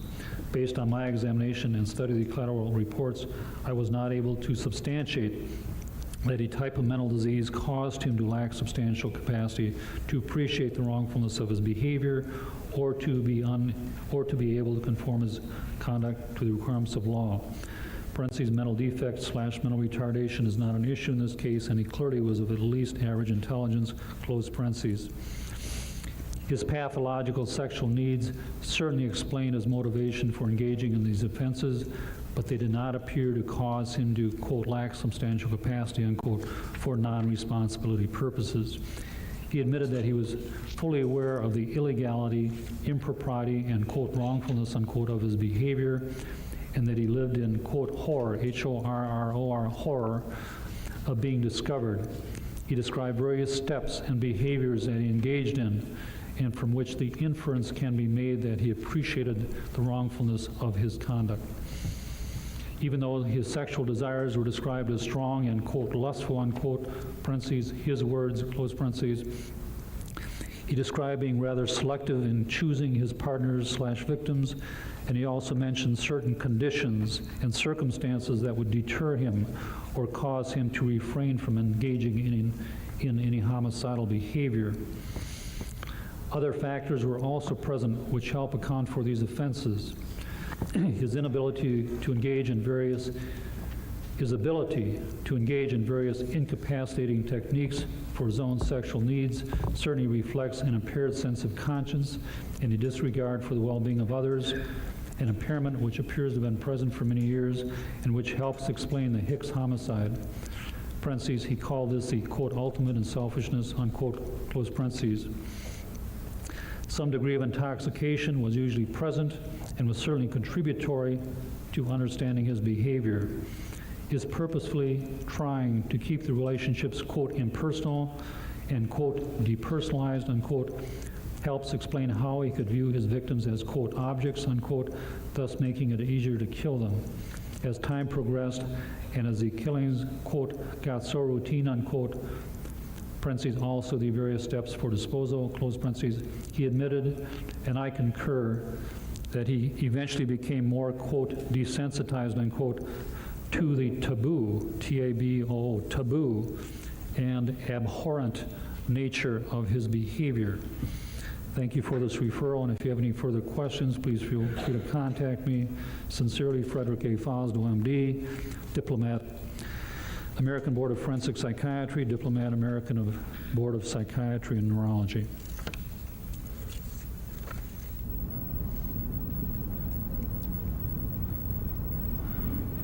And that was that, and is that now your conclusion? That is my conclusion. Right. And since that time, you've received some additional information. You listened to some of the material submitted to court. Is that correct? That's true. Not some, but not all of the testimony. Is that true? True. And having heard that additional information, can you state whether or not, to a reasonable degree of professional certainty, medical certainty within the field of, to a reasonable degree of professional certainty within the field of medicine, as to whether or not the defendant, at the time of the commission of the offenses listed in the indictment, had the You substantial... gotta see that long-ass blink. Free Fosdal! Dear Lord, let this man go home to his family. ...capacity to appreciate the wrongfulness of his conduct and had the substantial capacity to conform his conduct to the requirements of the law. Well, I must impose an objection, a foundation question, because I don't know what part of the testimony he's heard, and I think the way it's phrased is wrong for the purpose of soliciting what he wants. I think he's entitled to ask if his opinion changed based upon anything he heard, but not based upon the things that were before this court, because then I have to ask him what he heard and what he didn't hear, and that's just the problem with the question, so I object. It's perfectly proper if it pleases the court. Some of the Well, physicians... let me hear the question then. Okay. Counsel, restate the question. There's some question whether we have it accurately in the record. Doctor, in addition to the material you received from the various sources and in addition to the material you acquired directly from Mr. Dahmer, did you secure other information? Yes, I have. Did you follow some, but perhaps not all, the proceedings here in this courtroom? I have heard part of the testimony of the other examiners, the preceding examiners. And to your best recollection, can you recall who those persons were whose testimony you heard? Oh, I think I've heard parts of and Dr. Berlin and Dr. Becker, Dr. Wolf? less of Dr. Wallstrom and parts of Dr. Friedman and Palermo. And keeping that in mind, and keeping in mind your training and experience, keeping in mind the information you received basically from our office to which you've already adverted, keeping in mind the interviews and the information you secured from the defendant, do you have an opinion to a reasonable degree of professional certainty within the field of medicine as to whether or not the defendant, at the times listed in the indictment for the commission and the information listed for the commission of the offenses charged, whether or not the defendant at those times had the substantial capacity to appreciate the wrongfulness of his conduct and the substantial capacity to comply his conduct to the requirements of the law? Yes, I do. And what is that opinion? That he had such capacity. You've already, during your testimony, you've adverted a number of times as you related the interviews, you've adverted directly to and commented on wrongfulness. Is that correct? Yes, I have. In addition, you also, there were particular items, we won't go into wrongfulness at length because that has not really been a great deal of an issue, but you indicated that there was one particular page, section 5, page 34 of the police, the confession to police. Do you have that with you? I can find it. Yeah, thank you so much, Nombre, for coming through. Nombre, excuse me, I fucked it up. Nombre for coming through. I think it is harder to actually do the supers, though, through the phone for some reason. I don't know why. I don't know why YouTube would make it so hard for us to give them money. Like, they hate money. They hate our cash. They hate us, I think. I really think that. Section 5, page 34.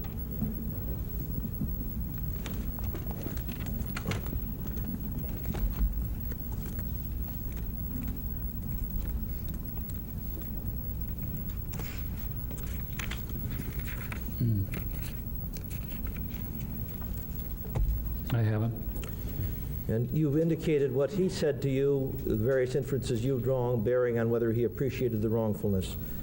Did you also have cause to examine that page, and did that raise issues or address that issue of wrongfulness in your assessment? You did. And would you read that to the, and you relied on this in part in forming your opinion, is that correct? True. Would you read that to the jury? Is this something that came out of the police confession? That's right. Well, I object to it. It's already been read to the jury. It's proper for him to state what is of particular import in his formation of his opinion. I think so, too. Objection overruled. Mr. Dahmer stated that he was fully aware that the acts he was committing were wrong, and that he feels horrified that he was able to carry out such an offense. He stated that it is obvious that he realized that they were wrong because he went to great time and expense to try to cover up his crimes. He stated that he used quite a bit of caution by setting up alarm systems in his apartment, that being in the outer door, the sliding door leading to his hallway bathroom and bedroom, and his bedroom door. He stated that he set up a fake video camera and told other homosexuals that he had brought to his apartment that it automatically turned on if his door opened up without the alarm being turned off. He stated that this was all done in order to keep people from entering into his apartment and discovering the evidence of his criminal act. And this is consistent with your opinion and is also a part of a basis of it, is that correct? True. Did you also, in terms of the alcohol, the formation of your opinion addressing the alcohol dependence, beside what he had told you, and did you also consider what appears in Section 5, page 143 of the police confession report?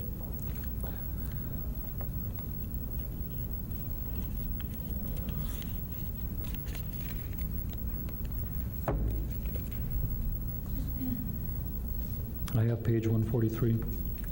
They're particularly about the fifth line. He says, "At this time." Would you read that one line and then drop to the next paragraph? At this time, he stated that he did not drink every day, only when he committed the offenses. And then the next paragraph. He stated that when he killed these individuals, he was always drunk, and the drinking helped him get into the frame of mind and made it easier for him. He indicated that he didn't drink every day, but when he planned to get someone, he would start drinking after he planned, and then he was usually drunk when he killed them. He related that Laura gifted out a membership. Who scooped that up? Kyle. Hell yeah. Kyle, I'm glad you got that, man. Hell yeah. Kyle would never go to real church. Instead, excuse me, he's coming through for murder church. Getting some satisfying pours is what he's getting. Welcome, baby. Welcome to the party, pal. Welcome to the party. Welcome to the party, pal. Love it. I'm telling you like it is, baby. That's awesome. Thank you, Laura. Really appreciate that. Rank when he was cutting up the bodies. He again stated that it helped to make it easier when he was doing this. He related that he feels that he is not an alcoholic, and the reason he was drinking was due to the fact that he committed these terrible offenses. Right. In terms of the conformity issue, during your testimony, you've adverted several times to that issue as well. And I'd like to touch on a few questions on that issue. With respect to the discussion you had with him during the time he was in the United States Army, that there were none of these incidences occurred. Did you consider that at all with respect to the conformity issue? And if so, would you share with the jury what the impact of that was? I guess back in that era of his life, he was having homosexual interests and desires. It's unclear, and the information is mixed as to whether or not he was having, let's say, frank necrophilic desires and fantasies, or violent fantasies, or exactly what his desires were during that time. My understanding was that for sure he was having homosexual interests and desires, and but he was not a practicing homosexual during that phase of his life. And would the same be true when he returned from the military in March or so of 1981 and went to Florida for 6 months and lived in Miami until about September of 81? I would have the same response. And with respect to the period that he returned home and stayed in Ohio before going to the grandmother's home? Same response. With respect to the period that he then took up residence in the grandmother's home in late 1981, then he went through a period of religious commitment under the influence of the grandmother. And during those periods, he abstained, apparently substantially restrained himself from such activities. Did you consider that in the formation of your opinion on the conformity issue? True. And would you comment briefly on that? What that evidenced? Just that his sexual interests and desires were there, his sexual orientation was there. Exactly what types of desires and fantasies he was having depends on, there's conflicting information on that as to how purely necrophilic they were versus non-necrophilic in nature, but at least. But he did not act on them, is that correct? That's true. And then from that period when he began to return or started going to the bookstores until November of 1987 when Mr. Twomey died.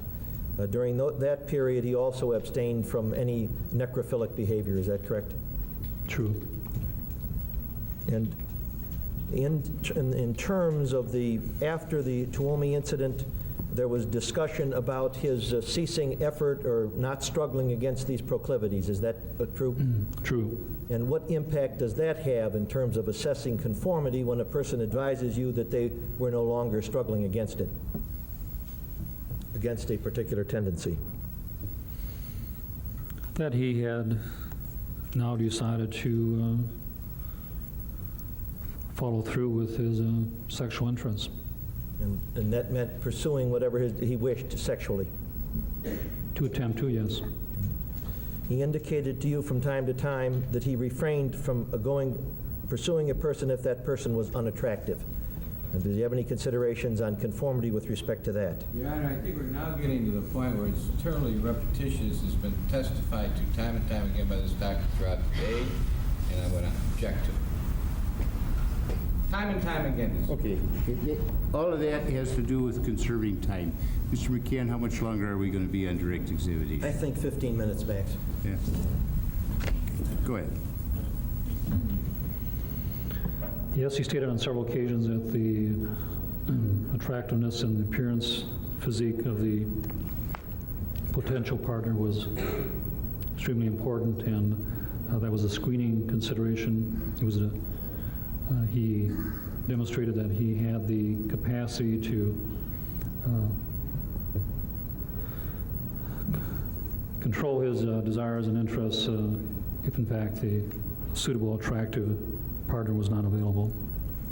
I asked you, I believe, on direct examination what you drew in terms of conformity from the incident involving Mr. Flowers at the grandmother's house, from the incident involving the juvenile, which we know as SS, when he had a residence on North 24th and West Wells.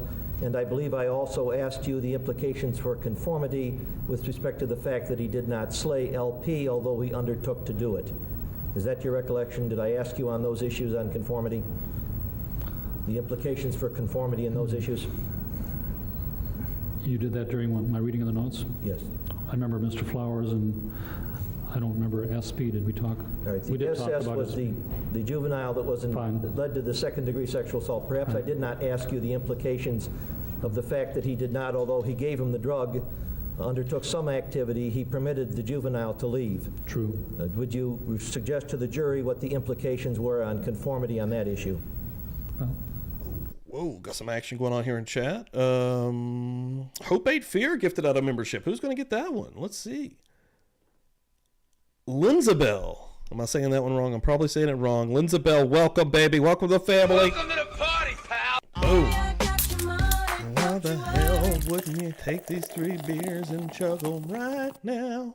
Boom. Thank you so much. Love that Hope Ain't Fear. Still trying to summon old Halle Berry. Donna Miner going to come through with a $4.99, passing the plate. Thank you, Donna. Appreciate that. Thank you so much. Appreciate that. Yeah, the beers here in the chat. Murder Church, hell yeah. PB coming through. Yeah, this has been an amazing morning so far. Thank you all for being here. Thank you all for coming through. Yeah, this is how you're going to start your week out. And we got an anniversary as well. Shannon feels like so much longer. 2 months. That is, yeah, it does feel like it's been a little longer. It's been amazing having you here, though. Like, absolutely amazing. Hold on, let me give you a little bit of one of these right here. Happy anniversary. Happy anniversary. Happy anniversary. Happy anniversary. There were factors that would help him control himself. He had the capacity to pick and choose and be selective as to which people he involved himself with and which individuals he would kill. I did ask you about LP, I'm sure. With respect to the fact that on some days that he said he was too tired or he was too busy at work to undertake activities of pursuing... He wants out of here, Kerry. Yeah. You know, we've been with this guy again. I think this is the third week, and yeah, he has not been comfortable since the get-go, and he's been trapped here. Had to pause it again, baby. Tangled Crochet going to hit us with a 5. Pass it around. Thank you, Tangled. Thank you very much. Appreciate that. I'm still trying to, I keep hitting the wrong one, but I'm still trying to just get O'Holly in here, baby. I'm a bad man. Thank you so much. Love that. Yeah, this again, psychiatrist, this is Dr. Fossil, has been up here for a minute, and we're not done with him yet. Even after this one, I believe this is part 37. I believe 38 is also Fossil. I think he's going to take us through the rest of Murder Church yet again this week, which is crazy. Targeting a particular individual. Would you explain to the jury the implications of that with respect to conformity? 3 weeks. These appear to be factors and variables that, if you were feeling that way, that these would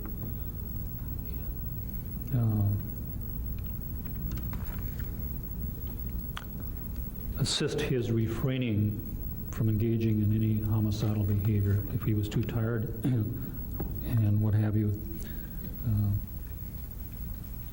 And would you explain... He was able to refrain. I'm sorry, you finished? I'm finished. And would you explain to the jury the implications of the defendant's decision that he would not select persons as victims who did not have cars? We've been through that. Objection, it's repetitious. Shit, I did not know that. Criminal Perspective Podcast. Thank you for being here also. Holy shit. Cool little tidbit there. Damn, gonna go. I went down to the bottom and I love it, man. Viv coming through here. And I'm gonna also, if you're not following Viv also, folks, make sure you're doing it. She's fucking amazing. She has a website as well. She's awesome. And she can teach you how to do art like she can. And her voice, oh my God, her voice is amazing. She has a southern twang that is going to make you want to stay and hang out and paint with her. Art with Viv. And thank you, first of all, coming through $10. Passing the plate for Pastor Steve. More bells, please. I'll give you some bells, baby. Boom.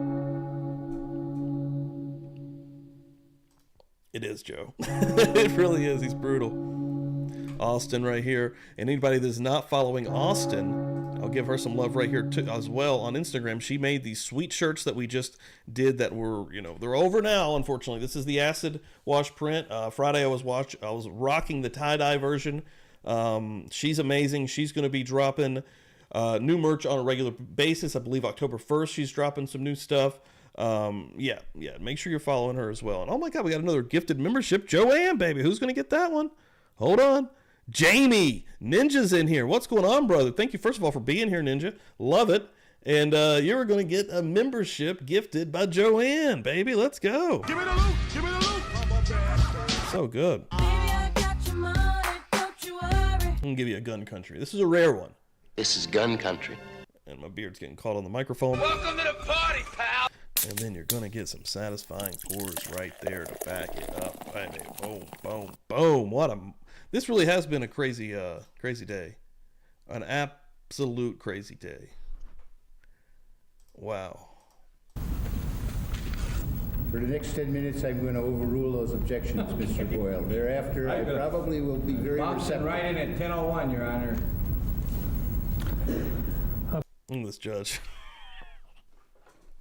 He's awake now. He's like, is lunch almost here? That's when they get perked up now. Basically, that's another external factor, a circumstance that gave him reason to refrain.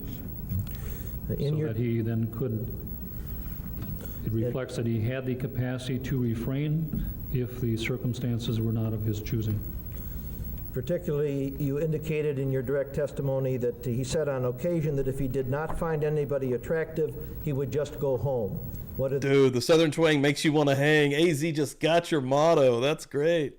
The implications of that in terms of the conformity issue.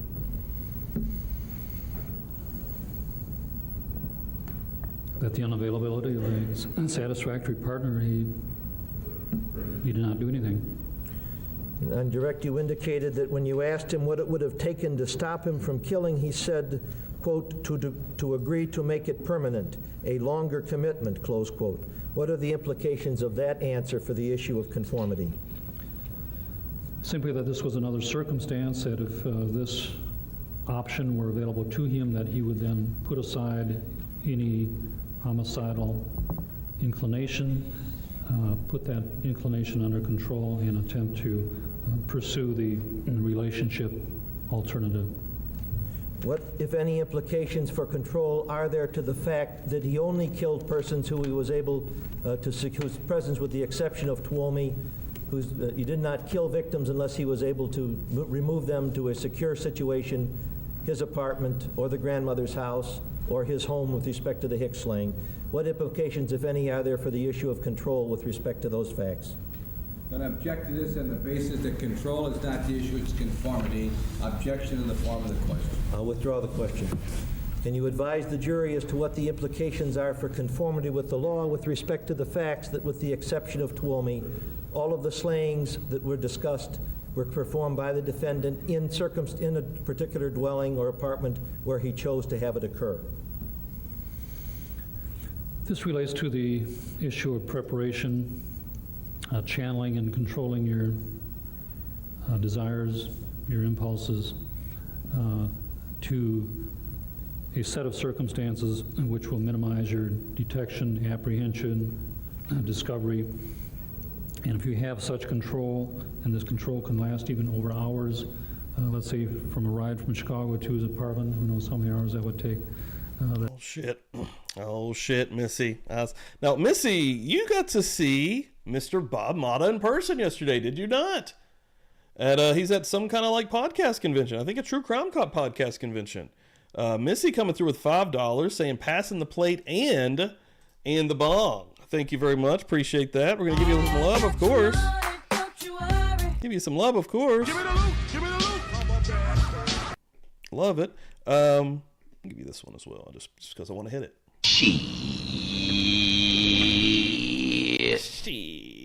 Strang. Yeah, how was that? Meeting Bob in real life. That when you have this much control over your desires, that you can prepare and set up and arrange to this extent, is certainly one influence from that is that that individual does not lack substantial capacity. Look how uncomfortable this man is. He's like, I just want to go home. Of his ability to... He regrets the day he picked this profession to go into. He's like, dear God, no. I want to work at McDonald's. Conform his desires to the requirements of law. So object to that, move to restrict it to conform your conduct, not your desires. Well, do you wish to restate that, Doctor, to say conform? Yes, I'll rephrase it to be able to, that the individual, an inference is that the individual had the capacity to conform his conduct to the requirements of law. The converse of that question would be that there is no evidence that the defendant, and none submitted to this court by either party, that the defendant ever set upon anybody, suddenly attempted to sexually assault them any other place. In other words, in a field, or no matter whether he was frustrated that night or not, no such evidence. Is that the converse implication with respect to conformity? Counsel's testimony. Did the fact that there was no evidence of any person being set upon by the defendant anywhere other than in an environment he controlled, did that have any implications with respect to the issue of conformity?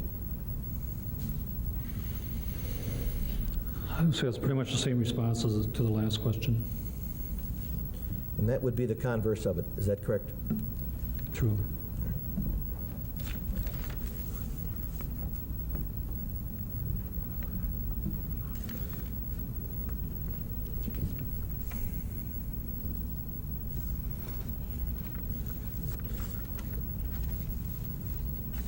With respect to this final question, can you explain to the jury what, if any, implications it has with respect to conformity of the law that the following evidence is adduced? that the defendant lied to doctors to secure a particular sleeping potion, that he would Sleeping make potion. preparations in advance and with respect to planning for a particular evening to bring a person back, a victim, to his apartment, that he would target such individuals at the closing time in bars in many situations, that he would induce that individual generally with offers of cash for selected services to return to his home, that he would return to that home by cab generally and alight from that cab at least several blocks from his dwelling, that after arriving at the dwelling he would induce the individual to imbibe a drink that contained a particular potion, that he would thereafter kill the individual, strangle him, and in some circumstances undertake sexual activity, that he kept, maintained, and procured at his residence equipment to acidify flesh and to acidify bone. That's awesome, and bro. the equipment to flush, had the Super friend. availability of toilet to flush the sludge that resulted therefrom, or to package such sludge and to drop it in a nearby disposal unit. And that in that fashion he got rid of the remains. That he, at that dwelling, he maintained a security with respect to alarms, particular dwelling where the slayings took place. He equipped such facility with alarms and additional locks. Can you tell the jury what, if any, implications such activity has with respect to conformity? Parts of that statement relate to the wrongfulness issue. Parts of that statement reflect that he did appreciate the wrongfulness of his conduct. Parts of that statement reflect in regard to the preparation and the extent of planning and preparation he went to, that again reflects that if he had was able to participate in such degree of preparation and planning, premeditation, that I would infer that he did have the capacity to conform his conduct to the requirements of law if he so chose. Thank you, Doctor.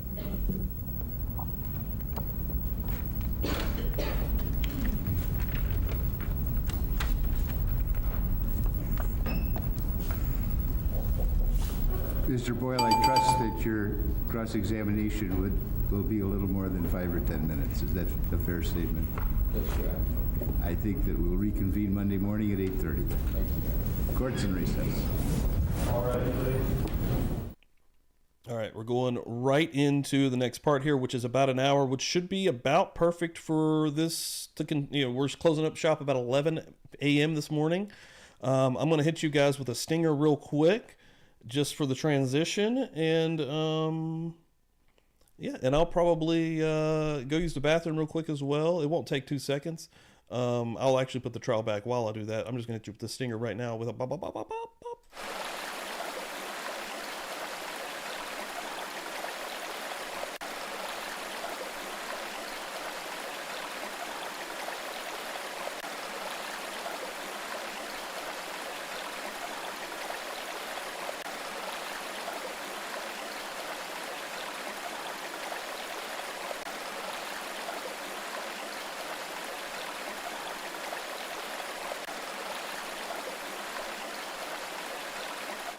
Boom.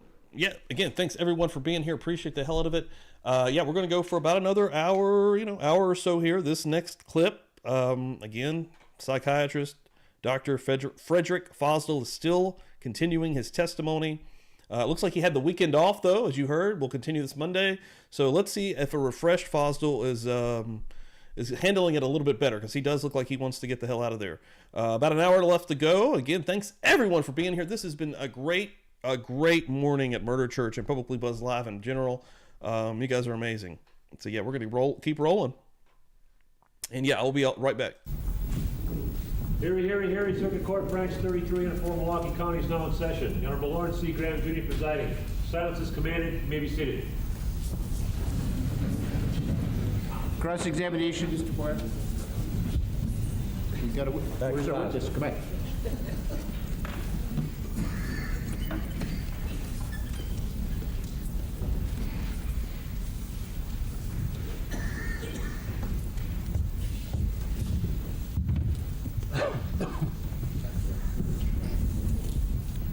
Doctor, you understand you continue under oath? Yes. Yes, I do.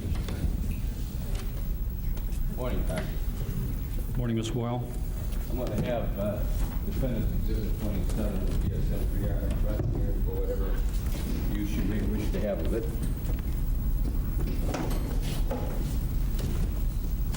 Dr. Fosdill, you testified for 7 hours on Saturday, and I attempted to do is to go through your interviews to move us along quickly in cross-examination. If at any time you need to look at any of the notes, just let me know, okay?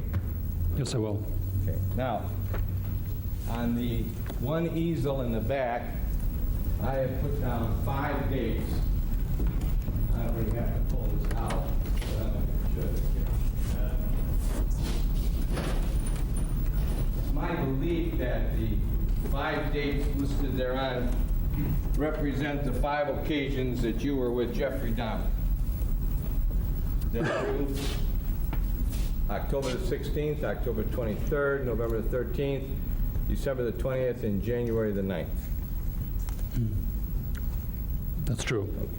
When you first saw Jeffrey Dahmer on October the 16th at the place where you saw him, which I think was the Milwaukee County Jail, was it?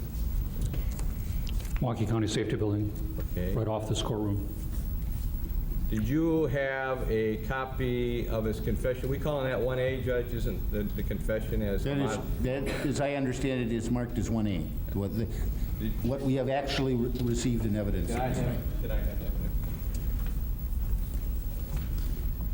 I'm going to show you what has been marked as Defendant's Exhibit number 1A. I'm going to ask you at the time that you saw Jeffrey Dahmer, did you have Defendant's Exhibit 1A with you? My recollection is that I did have his confession by that time. Had you read it? I had read most of it. Had you at any time asked him any questions in that interview of November the 16th, any specific facts relative to any of the homicides with which he was charged? Not specifically, I don't recall. Okay. You were with him 3 hours. 3.45, 3 hours, 45 minutes. And you knew at the time that you talked to him, did you not make inquiry if he talked to any other doctors? Pardon me? You talked to him whether or not he had talked to any other doctors prior to talking to you? That was mentioned, yes. You knew that he had not talked to either Dr. Berlin, Dr. Beckram, or Dr. Wallstrom at that time? Yes, I did. You had no identity, you had no knowledge of the identity of who the defense experts were going to be or who the defense was going to summon in to talk to Jeffrey Dahmer at the time that you first mentioned him, correct? Just one doctor, that Dr. who? Smil, He's a psychologist. a psychologist. Had you followed any of the proceedings of this matter prior to the time that you got there on October the 16th? Just, well, I was called to come down here the day after he was brought in. So you also knew that there was some question as to whether or not he was competent to proceed, and there were some statements in open court made by Dr. Smale that he examined him for the purpose of competency. You knew that, didn't you? I heard that you and he were in court. I did not know that he had testified. No, but did you know that there was some inquiry made into whether or not he was competent to proceed? Did you become aware that there was some psychological findings relative to that?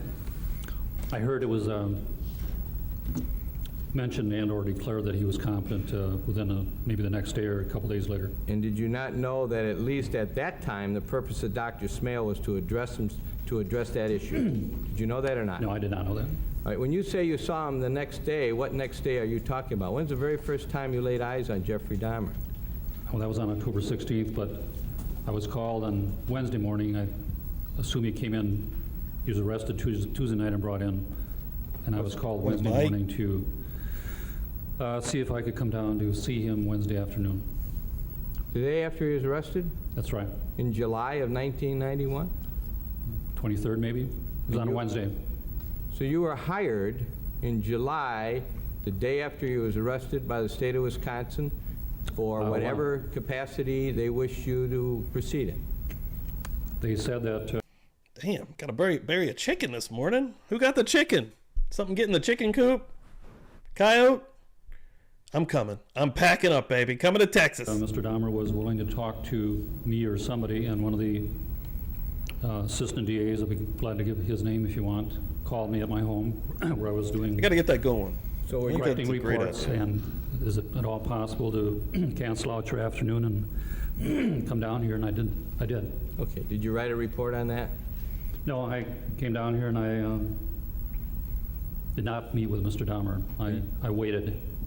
You were hired by the state at that time? Well, I was retained by the state, right? Sure, okay.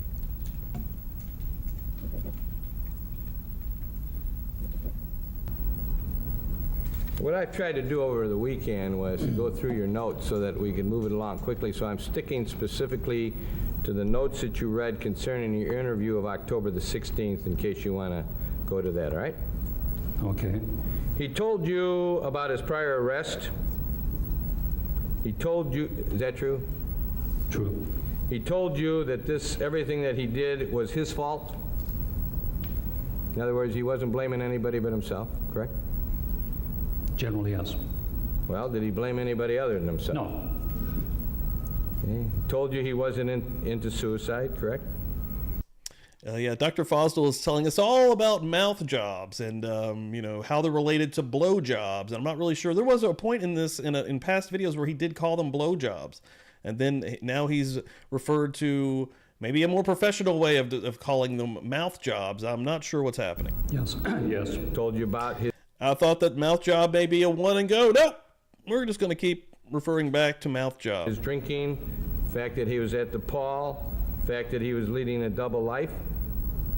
Yes. Told you had seen Dr. Palermo one time. Yes. Told you that he had confessed and was trying to make amends to the families. True. You went into his past history about growing up, and the only thing, well, let me ask you this. You said that you had been following this. Oh, Lord, you Lisa. haven't been present in the courtroom. Were you watching some of the proceedings on television? Uh-oh. Tango Crochet, member for 2 months. I look forward to Sunday now. Thanks, y'all. Thank you for being here. And thank you. And let me give you a little anniversary play. Hold on. Because you deserve it. Happy anniversary. I'm going to give you the one I really like. Anniversary! It's anniversary! Thank you so much. 2 months. That's a long time. Yet it's no time at all. I love that we're seeing some of the longer ones pop up now also.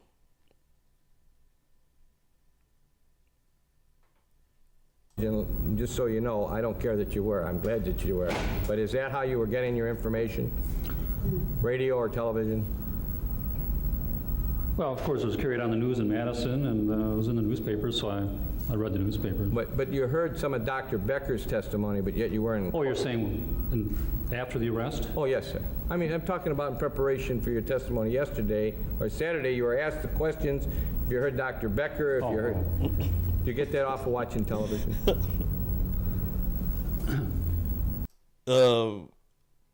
Anybody that watches Always Sunny, they call it the one with whatever. This would be Murder Church, week 14, the one with the mouth job. Are you talking about what did I learn after the arrest? Before I first saw him? Strike the question. Have you ever heard Dr. Becker testify? I saw her on TV. That's what I wanted to know. For what, first afternoon? So you saw some of her... Tuesday afternoon, I believe.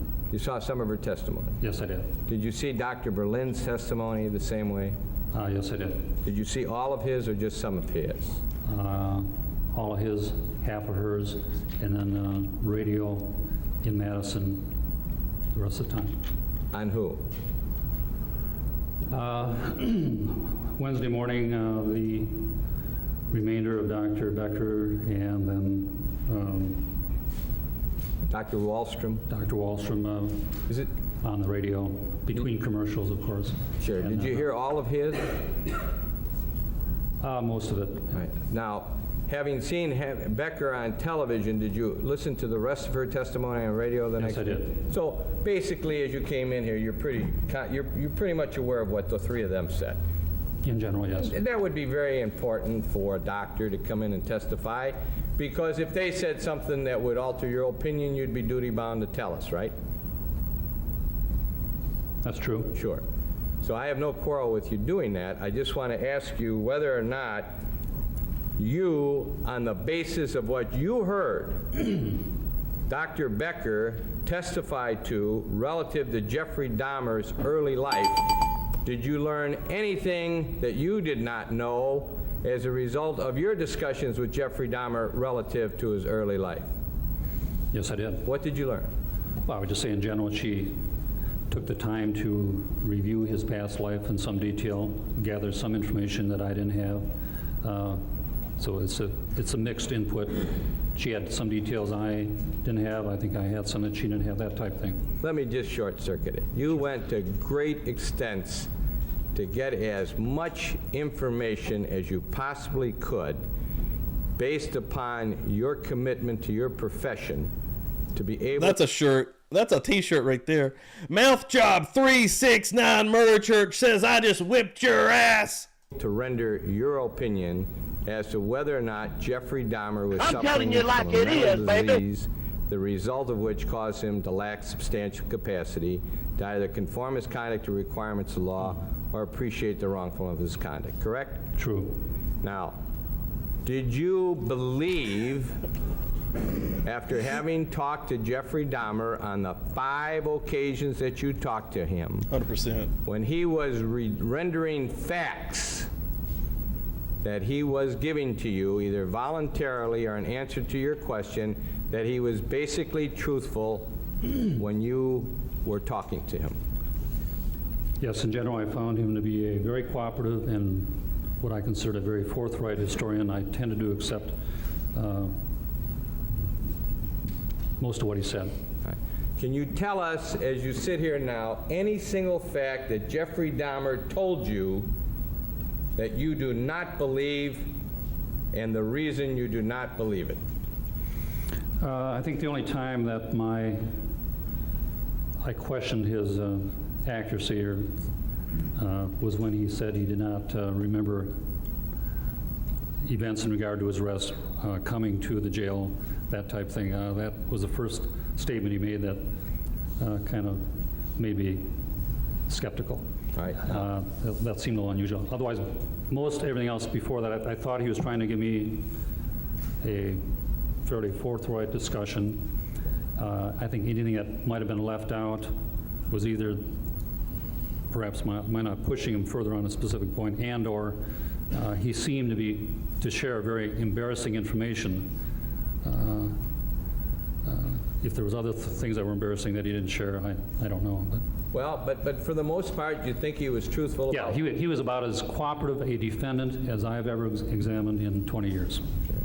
And that means then that he wasn't making anything up as far as you were concerned, correct? Well, that was my impression, yes. In other words, he wasn't making up any false symptoms like some people you've run across where they say they were hearing voices and you didn't believe them? No, he did not impress me as attempting to malinger any type of symptoms or psychotic symptoms. Okay.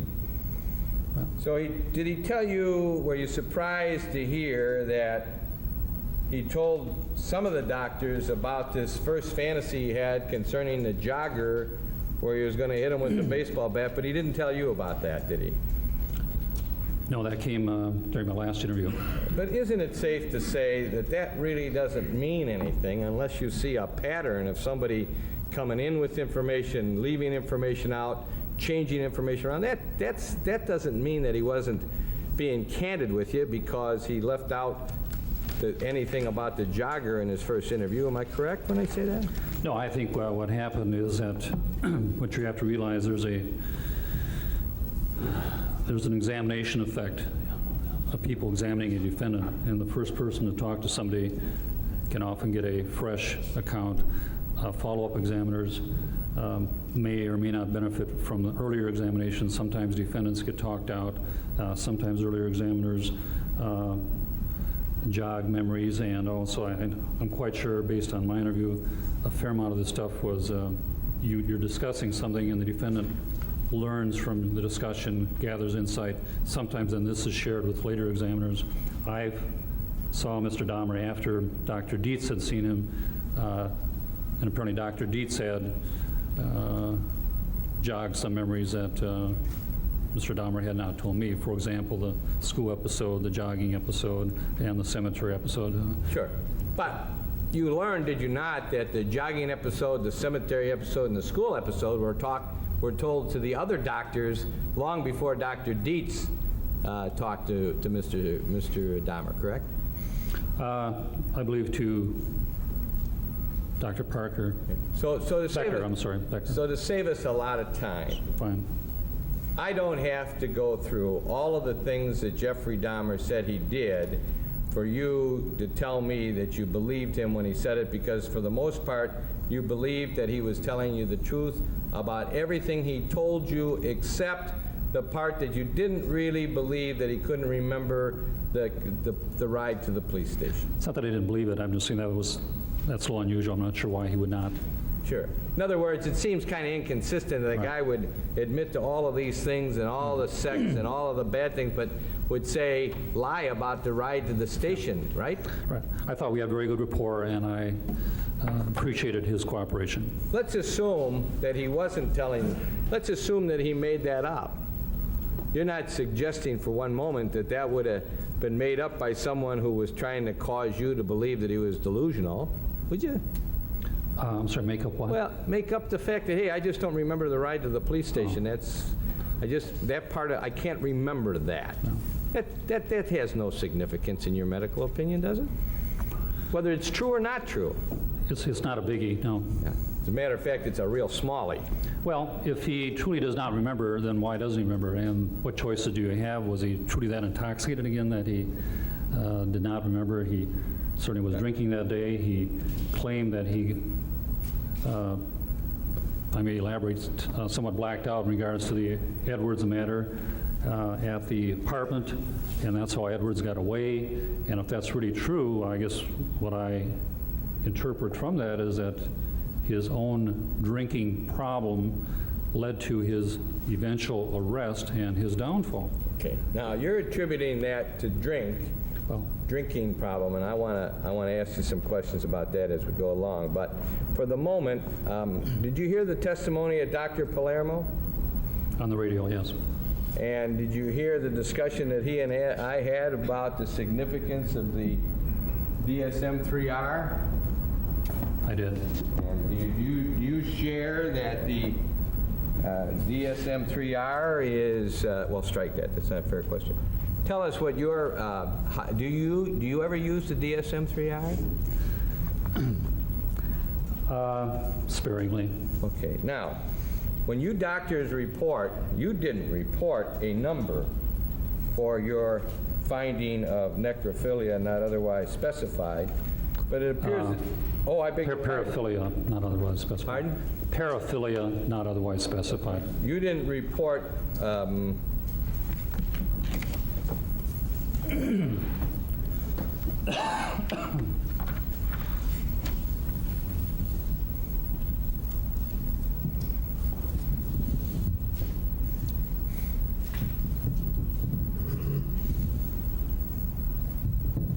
you didn't report a number with that paraphilia.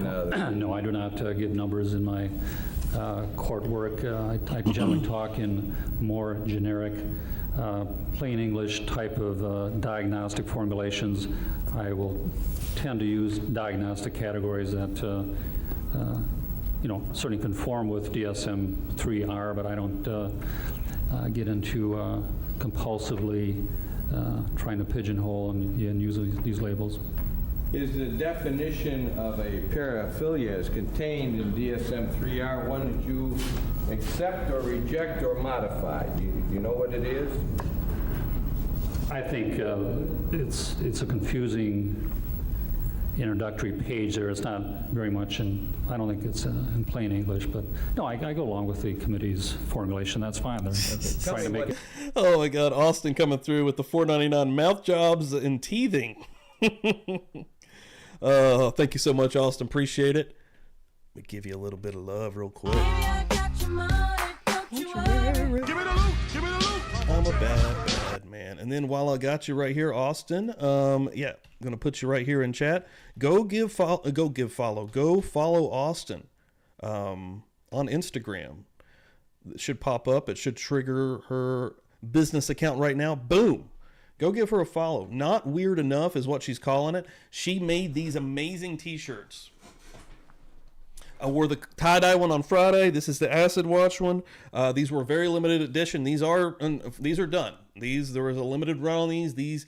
We're going to be collabing again, and she will be coming through with some more dank-ass shirts. Do not get me wrong. That will be coming down in the future, but make sure you're following her because she's going to be loading up her Instagram soon with a lot of merch, and you're going to want to we want to see what she's going to come up with because, as you can see, she's pretty fucking creative. So thank you so much, Austin. Appreciate that. Yeah. Tell me what your definition of a paraphilia is, please. Well, basically, you need a desire or interest. Your sexual orientation, your sexual desire, urge, interest is toward... Oh shit. Starting it out, baby. Lakota going to come through $4.99. I would like to match Austin. Thank you, Lakota. And also, Lakota, thank you for coming through here. You come through every single week. You're always amazing.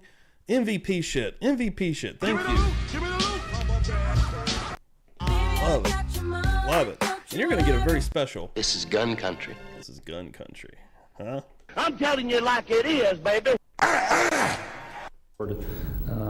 Something, whether it be, objects like shoes or what have you, or in this case, whether or not corpse is the aim of your interest, that type of thing. So or children, or window peeping, or exposing yourself, that type. If this is really your sexual thing, I grew up with sexual deviation, as we used to call these, a type of sexual deviation, and just like Dr. Berlin said,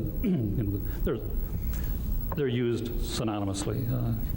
So the plain English translation would be, I like the term sexual disorder. He has a sexual disorder, and if you want to get more technical about it, then you get into DSM-3R, and it's a paraphilia, which is an unusual word, but it's a technical word, and then you try to get more specific. In general, in this case especially, where we're dealing with one of a kind, we don't have a specific category for this. We have a category.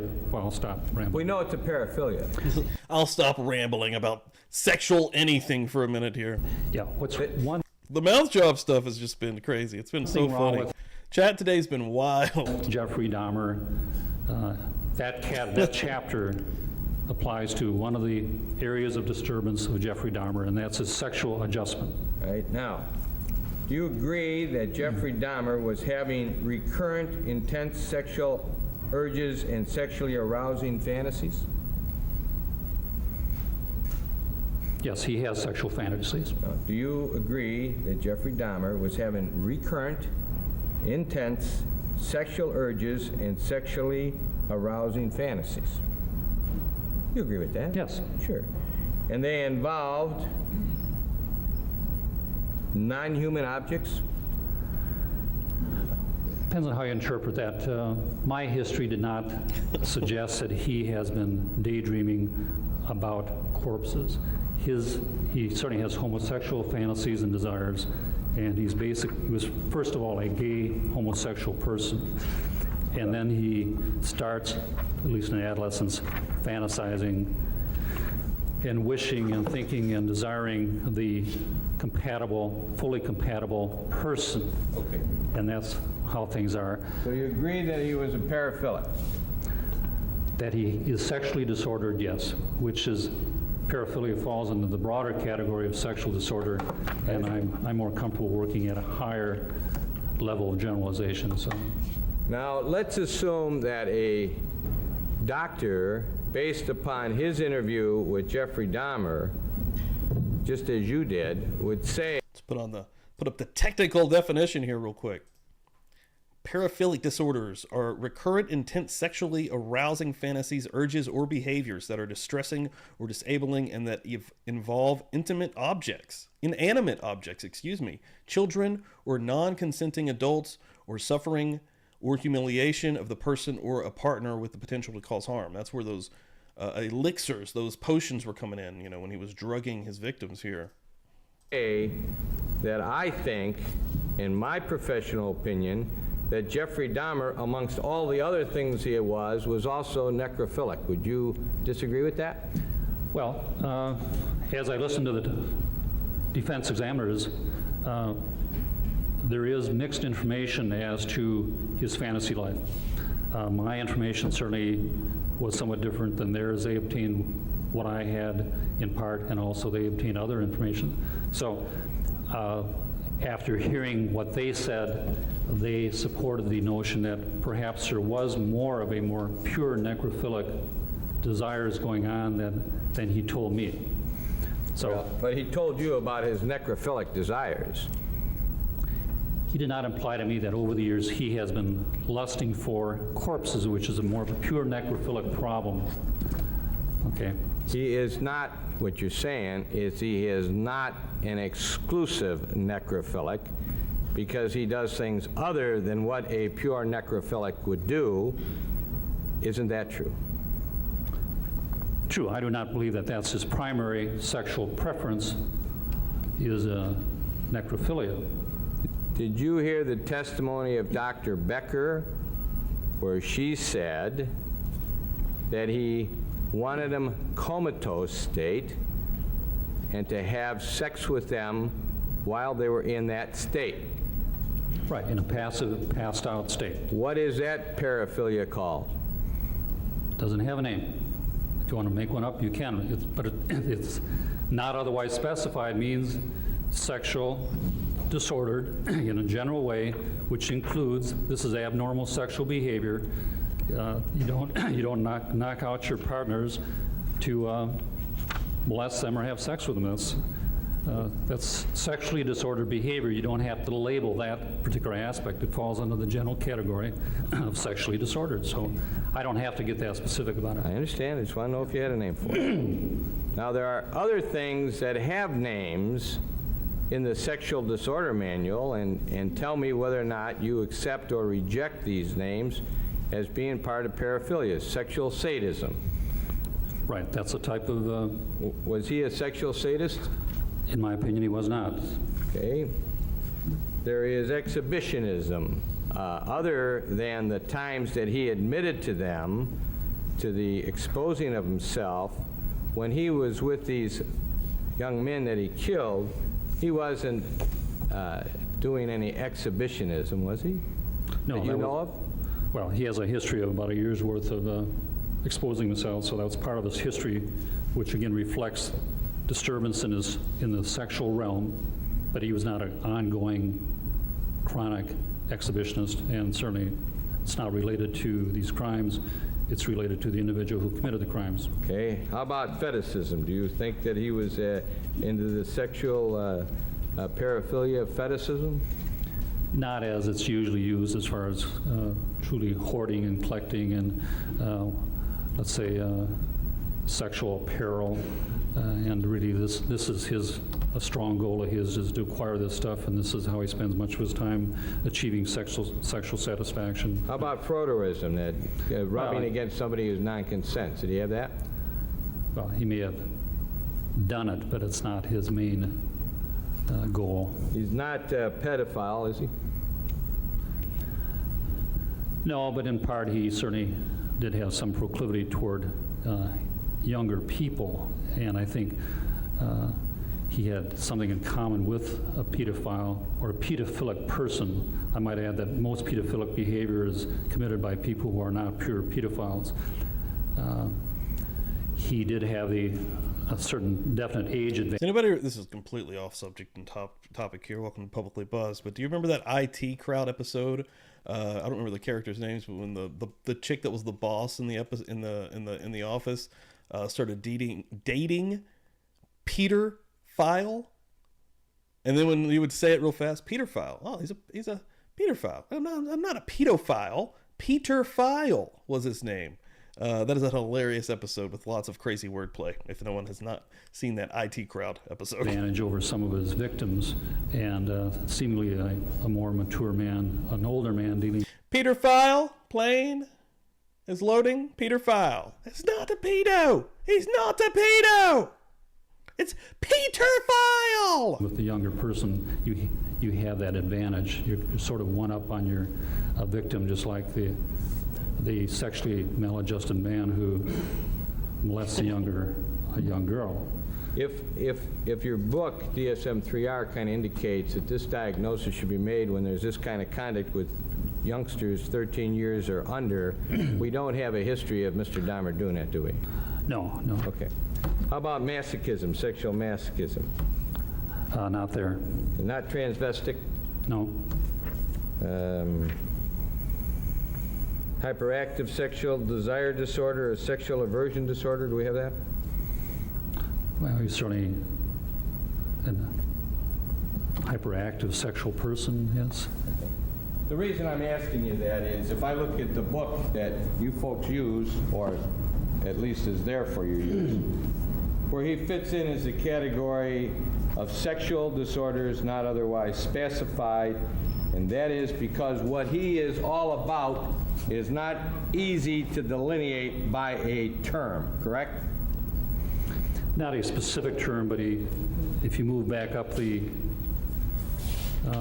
organizational chart, he does fall under, of course, I think one of his primary area of disturbance is in the sexual functioning area in the chapter dealing with sexual disorders. So he's sexually disordered, but not, there's no specific category for this. So he's a paraphilic. He's sexually disordered, which is even more, yeah, fine. That's a technical term. In plain English, he's sexually maladjusted, he's sexually disordered. Now, is this a disorder of the mind? It's a disorder of sexual behavior. Is it a disorder of the mind? Well, I don't use the term mind. Okay. Can it ever be a sexual disorder, asexual disorder, not his sexual disorder, but asexual disorder per se, in and of itself, ever be a mental illness? Without anything more, just a sexual disorder. Sexual disorder is a disorder. It's a mental disorder. And which disorders are considered mental illnesses or diseases is a matter of interpretation, examiner variability. It's nowhere defined. Certain mental disorders, such as schizophrenia, almost every examiner would agree that that's a mental disease and a mental illness. Oh, God. Kay Rossi coming through here. I'm telling you like it is, baby. Examiners may vary as to whether or not they would consider it a sexually disordered person a mental disease. For this case, just to avoid that semantic argument and discussion, I am considering the nature of the case, the nature of his maladjustment. I have considered this a mental disease for legal purposes. You consider it a mental disease? For legal purposes, for this case, yes. So, if it's a mental disease, then it is your testimony to to a psychiatric certainty that Jeffrey Dahmer, on each and every time that he committed these homicides, was suffering from a mental disease. That's true. He had his sexual disorder prior to, during, and since that time. Now, the definition then of whether or not a person is not responsible is whether or not at the time of the commission of a given offense they were suffering from a mental disease. And if they had a mental disease, the question then is, as a result of that mental disease, did they lack substantial capacity to conform their conduct to the requirements of the law or appreciate the wrongfulness of their conduct? Do we agree on the legal definition? We do. Therefore, if I were to divide up the question, you want some water? Please. I thought you were toasting. Give this man some fucking water. Jesus Christ. He's been up here for 3,000 days talking about sexual deviancy. No, we're not done yet. You found the mental disease in the legal definition. I don't know about the legal, I mean the standard. For the standard for non-responsibility, I am calling Mr. Dahmer has 3 areas I would consider of psychiatric disturbance. One of them being he's sexually disordered. I am considering that a psychiatric disorder as far as this case is well, it is a psychiatric disorder. I'm considering it a mental disease in regard to the standard for non-responsibility, that he needed a mental disease to, as a first prong of the test. Okay, now. It's a three-prong test. So the first prong of the test is whether he had a mental disease, Right, and you I'm- said yes. I'm conceding that he does. I think I'm considering his behavior mentally disordered / mentally diseased. Now, the next part of the question then is whether or not he could appreciate the wrongfulness of his conduct or conform his conduct to requirements of law as the other two prongs with the concept of substantial capacity, which is really the key, correct? That's the other two prongs, right? Yeah, the second prong is wrongfulness, and third prong is conformity.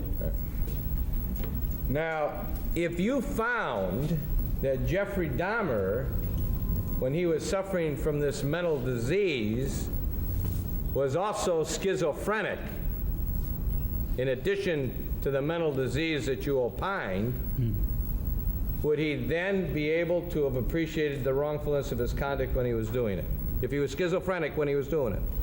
You're saying if he was a schizophrenic who also Truth. Say no to globalism. Absolute trooper.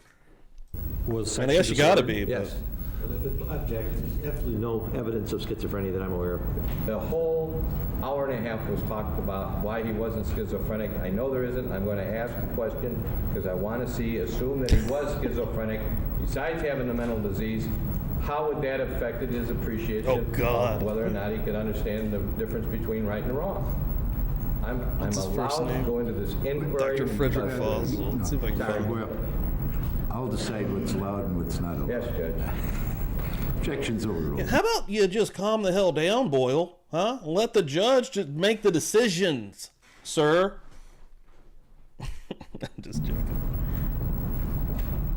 Oh, no. I believe he's passed. Let's see. I would like to know that if, in addition to the mental disease that you told us Jeffrey Dahmer was suffering from, if during the time of the commission of these homicides... Oh, wow. He lasted a long time. At 83 years old, he passed away May 14th in 2021. So it's only been like 2 years since he passed. But yeah, hold on. We'll get a little look-ski at some later year Fossil. Wow. Yeah, passed away peacefully May 14, 2021. Wisconsin. He graduated from medical school in 64, where he earned his undergraduate degree. In 80, he became the first psychiatrist to be board certified in the forensics in the state of Wisconsin. Fred loved golf, photography, Norwegian ancestry, but most of all, his friends and family. He was remembered for his calm, kind, and ever-patient demeanor and sense of humor. Fred is survived by his family, of course.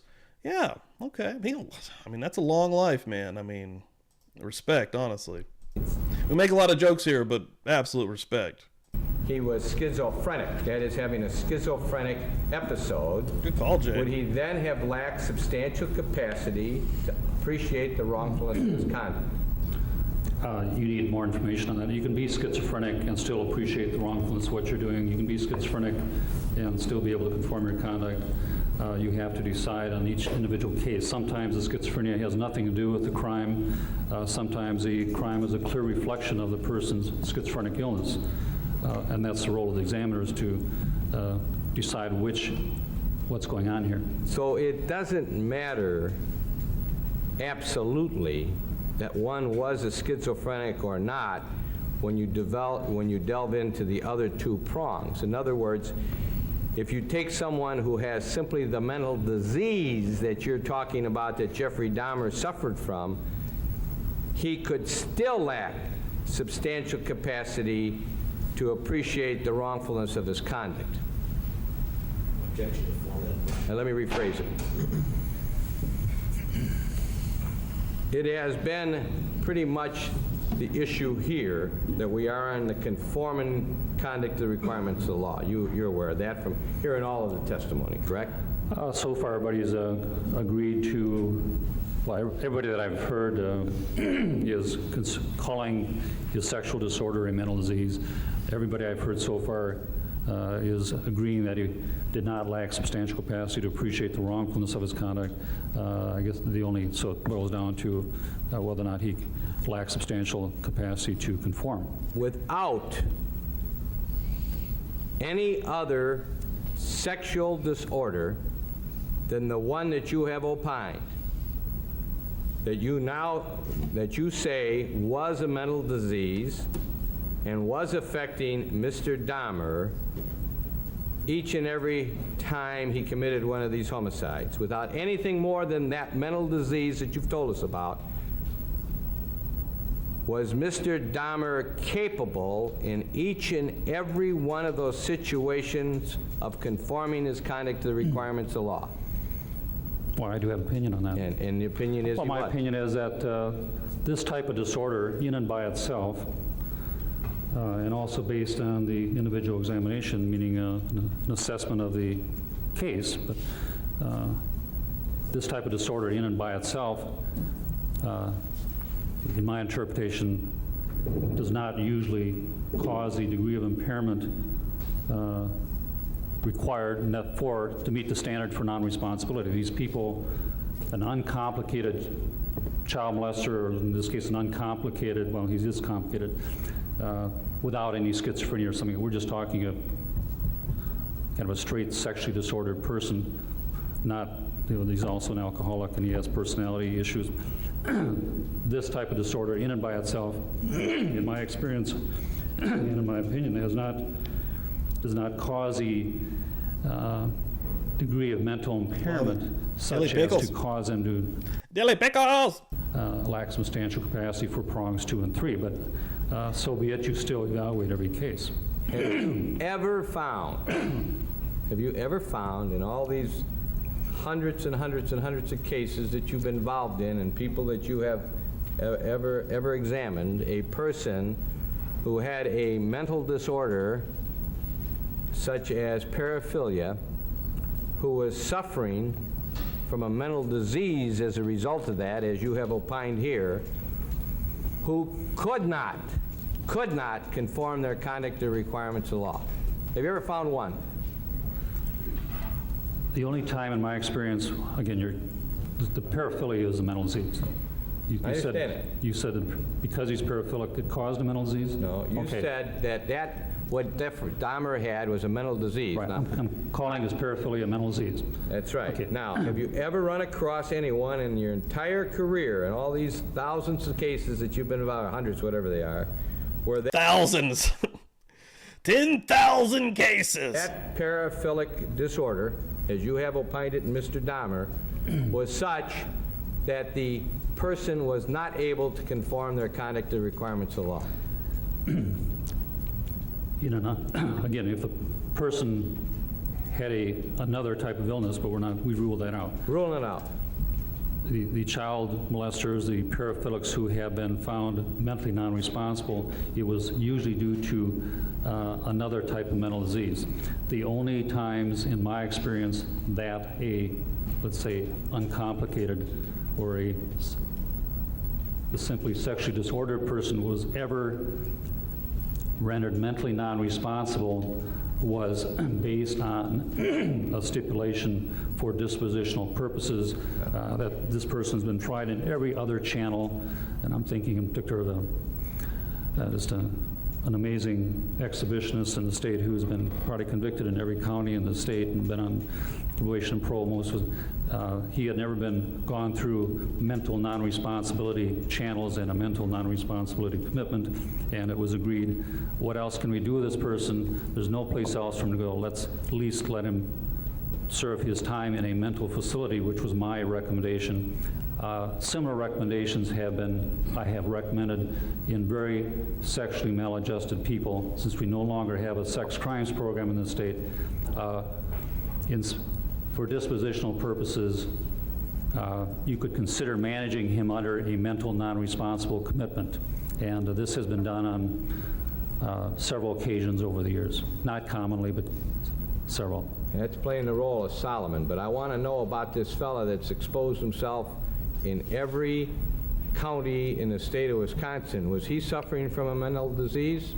He was suffering from the paraphilia of Shit, say no to globalism coming through, passing the plate and the bowl. Love you all. Shit, thank you so much for being here. Appreciate the hell out of it. Let me give you a little bit of boom. A little bit of a boom. Thank you so much. Seriously, appreciate that. Let's see what else happening here in the chat. This has been an amazing episode of Murder Church. Like, holy fucking shit. What is happening today?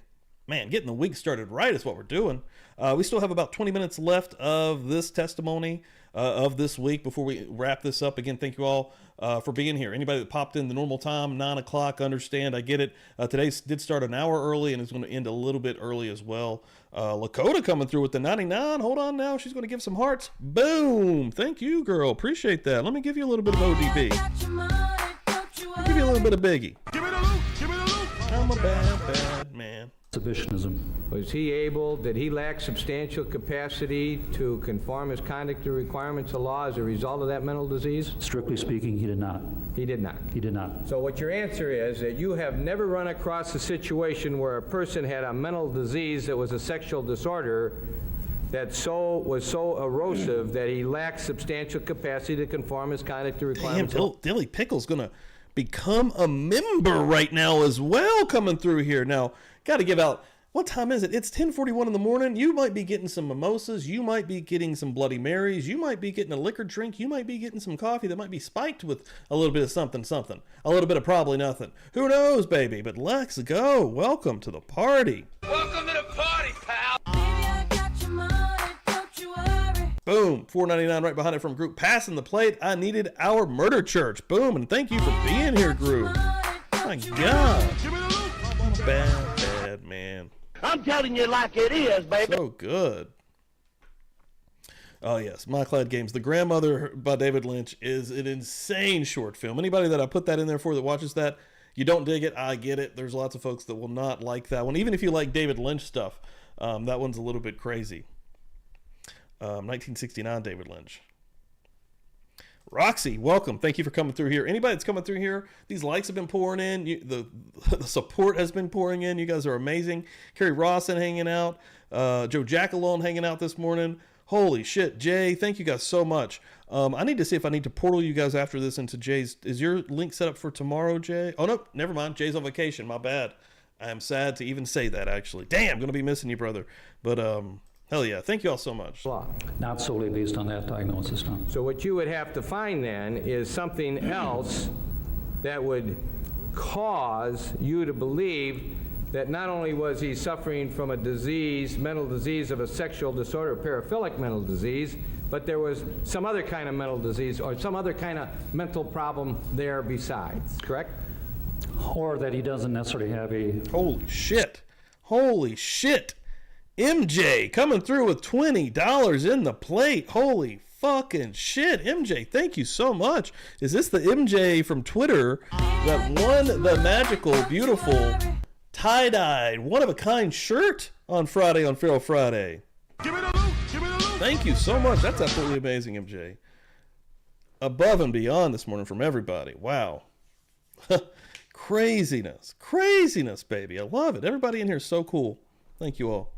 Sexual disorder, but he might be schizophrenic and have been molesting children for schizophrenic reasons or engaging in other aberrant sexual behavior due to a other type of mental disease. Let's keep it to the Dahmer situation. Fine. He doesn't have anything other as far as psychosis. Yes. He's already ruled those out. Welcome in, MJ. Love it. He does not have an ongoing psychotic disorder. Kaylin was in here earlier hanging out for a bit. Got to wake her up. Alcoholism. Passed out in the pew. Passed out in the back pew. Another chapter in the book, and his third area of disturbance relates to his personality makeup.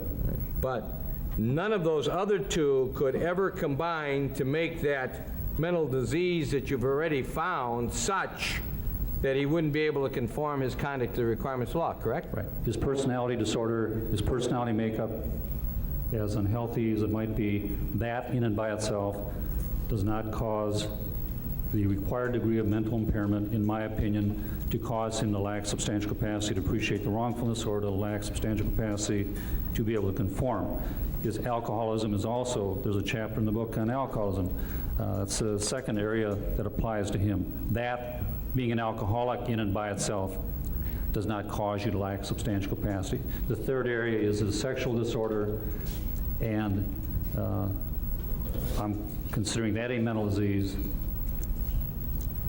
And then that disorder in and by itself, in my opinion, does not cause him to lack substantial capacity. If I lined up 5 psychiatrists and She here. 3 of them said, all 5 of them said, sexual disorders, Dr. Fosdell, in and of themselves, within the paraphilic concept, can be such that the person suffering from them can lack substantial capacity to conform their conduct to requirements of law because of that paraphilic disorder. You would say you don't agree with that and you never saw it, correct? Object to that. No evidence suggesting that. It's unfounded as a matter of law. Evidence in this proceeding. Kane speaking up. May I have the question read back, please? Judge is like, I wasn't listening.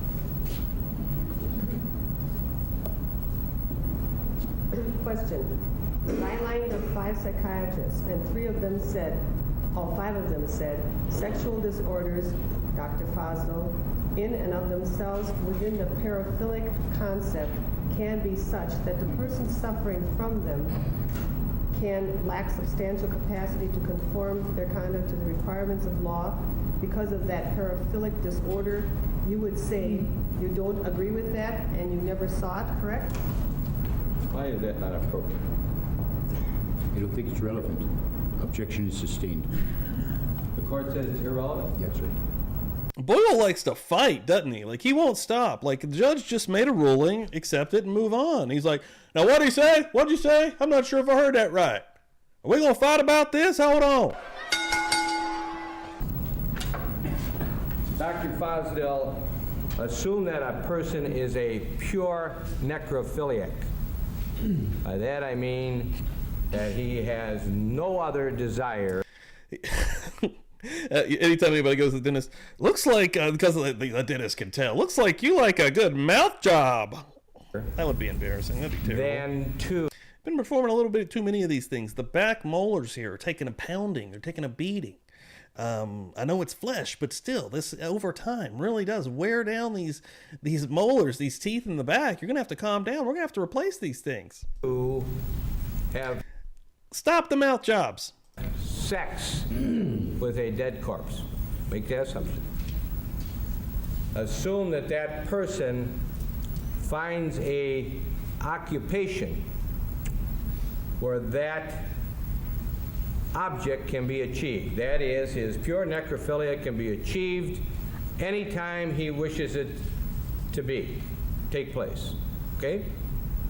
Assume he does it on 100 occasions, once a week, every Saturday night. All right? Okay. Assume that his necrophilia, in your professional opinion, is a paraphilia and is a mental disease. Accept that. Okay. Is it your testimony that without something more in the way of mental disturbance, that person would always be able to conform their conduct to requirements of law, and that is by not engaging in the illegal act of having sex with a dead corpse? Objection again. Assumes facts not in evidence. It's not relevant. It's irrelevant to this proceeding. Sustained. May I have a sidebar with the court? No, we'll do it on the record. Okay. Proceed in chambers. Give me Your Honor, the court was kind enough to give me a few moments to put together my argument. I'd like to make an offer of proof. My offer of proof is that Holy shit, Austin, what are you doing coming through here? $9.99, Murder Church for life, motherfucker. Also, amen, welcome, baby. I love that. Coming through hard today. That's an extra bell. That's an extra bell.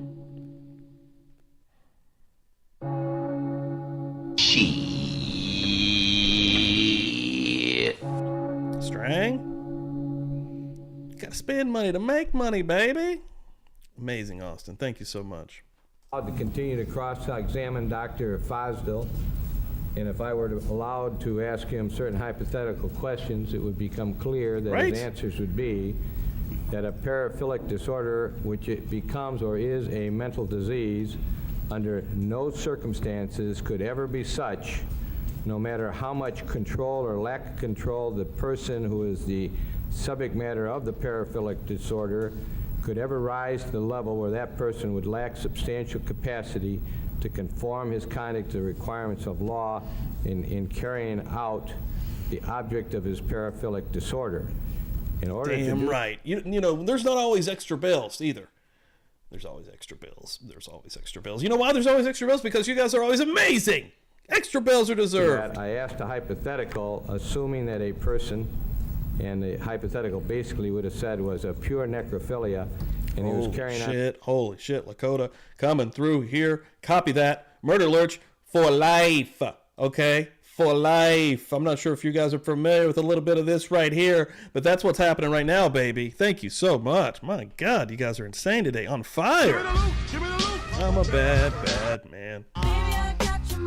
Loving it. This is insane, guys. You guys are really outdoing yourselves. This is wild. Like, I don't even know what to say. Holy shit, guys. Thank y'all so much. Seriously, from the bottom of my heart. On his necrophiliac acts every Saturday night and going about the business of doing A, B, C, and D in order to do that, making sure nobody was there, making sure the doors were locked, making sure the lights were out. I'm sorry. Could that person ever be found by you, doctor, to, under any circumstances, without other mental aberrations, be suffering from I might have said murder lurch.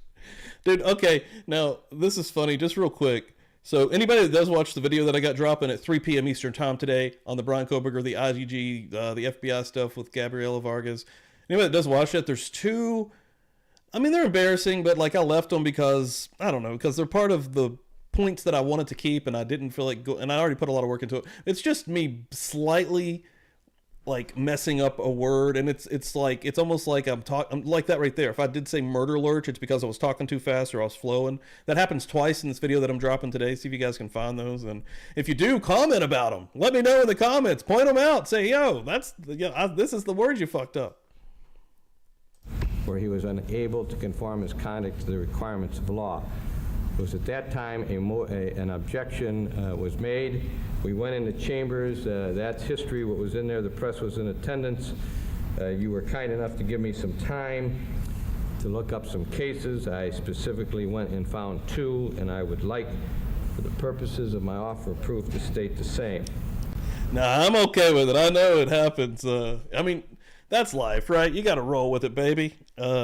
I mess up a lot of words. I mess up names, and I'm pretty good with words and reading.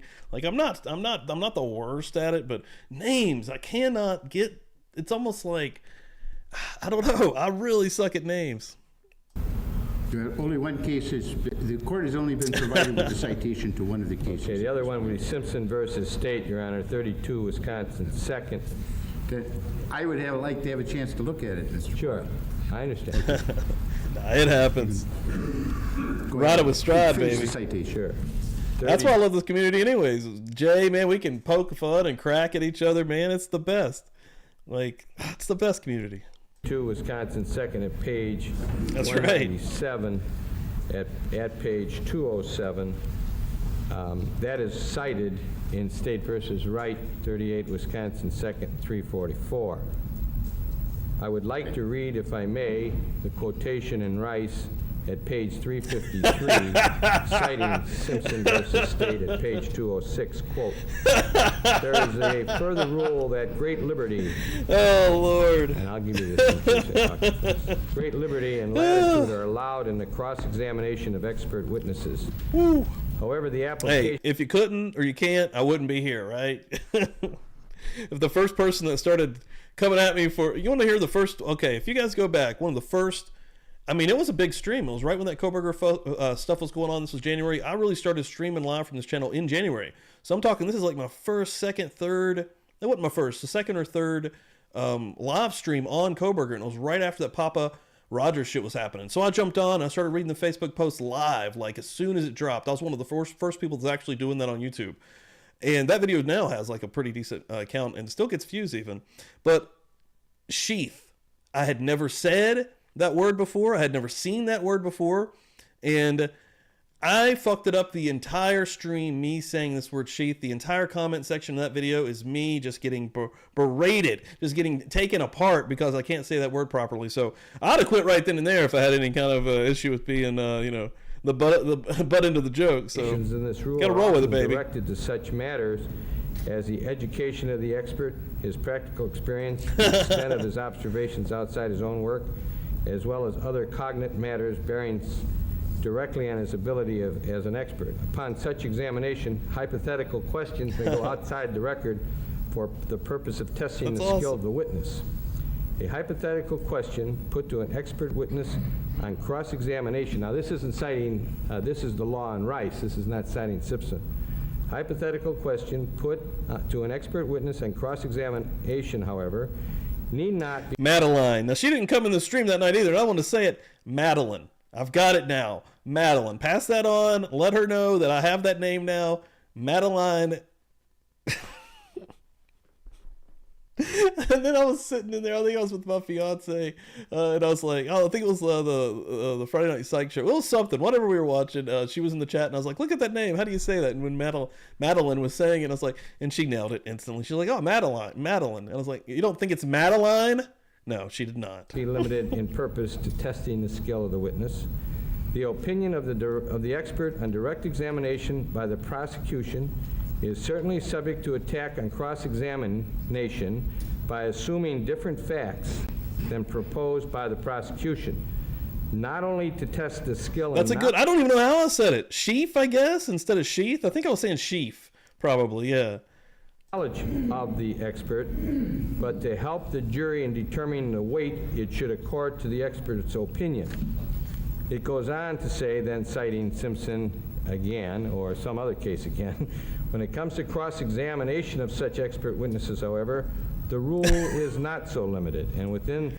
Woo, you guys are on fire today. I love you guys so much. Tango Crochet, $5. Murder Church is the best. We do have a good-ass time in Murder Church now. I'm telling you right now. Murder Church is fun. We're going to have to get Dan in here. We're going to have to get Dan in Murder Church. Am I right? I mean, let's fucking go, baby. And I love steak. I can fix a good steak. I like to grill a good steak.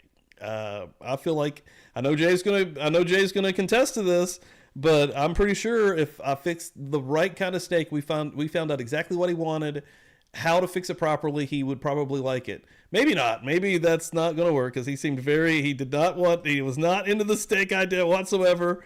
Mandy popping through here. Good morning. In Crime Spies, while we're at it here, going to become a member. Welcome, Crime Spies. Appreciate the hell out of it. Sober enough to know what I'm doing, and I'm drunk enough to really enjoy doing it. Welcome to the party, and I'm going to give you some satisfying pours, Crime Spies. Thank you so much. Appreciate it.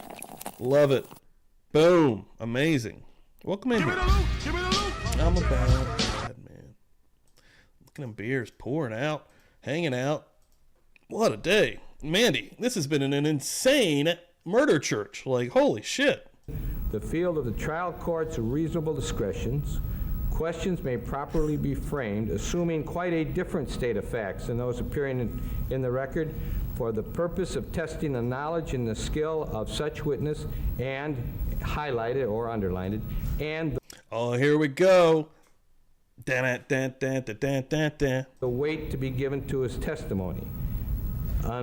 Now the highlight is now back to normal again. It says that an undue limitation of such right of cross-examination. You get a nice medium well steak, okay? I know people like medium rare. I know people like medium. Medium well's where I'm at, okay? Right before it gets a little bit too much. The pink in the middle, I want the smallest little circle of pink to be right in the middle, okay? I want the most of it to be mostly lighter. I don't even know how to pronounce the colors, but not exactly full on pink. Medium is a little bit. I can eat a medium. Medium rare is a little too little for me. A little too pink rather. But I don't like it to be, And then if you fix the steak right, you don't need A1 sauce. But I do like A1 sauce. I even like the taste of A1 Examination sauce. may be prejudicial error is pointed out, and then they cite the cases where that was the situation. I was singing earlier, Elizabeth. Furthermore, in Simpson versus State, it says, there is a further rule that great liberty and latitude are allowed in cross-examination of expert witnesses. And then there's some more verbiage, and then the part I want to cite on page 206 of Simpson versus State. Upon such examination, hypothetical questions may go outside the record for the purposes of testing the skill of the witness. In the instant cross-examination, it is clear that the defendant's counsel was not directing his attack on the qualifications or the ability of a psychiatrist or expert, was seeking to support his hypothesis that a frenzy was the reason. Certainly, I'm not doing that here. I'm not trying to support any hypothesis. It goes on to say in the next page, at page 207, the right of cross-examination of psychiatric expert. Like you want your plate full of blood? You don't need sauce. You're sopping it up with actual cow blood. Witness is subject to some discretionary control by the trial court. Damn. The trial court's reason given for y'all just like to sear it on both sides and done. The ruling that the longest of the propounded hypothetical questions was objectionable as to form because some facts and evidence were not included was erroneous. I know that rule, so I don't want to get into that. Here is what I am saying. I am saying that in this case, it is appropriate for me to be able to ask this doctor the question as to whether or not any paraphilic disorder, such as pure necrophilia, could ever be such that the person exercising it in the fashion in which I ask in the hypothetical question could be found not to be able to conform his conduct to the requirements of law. And the reason for that is that for a great part of the 7 hours on Saturday, all we kept on hearing was, well, he didn't get a guy with a car.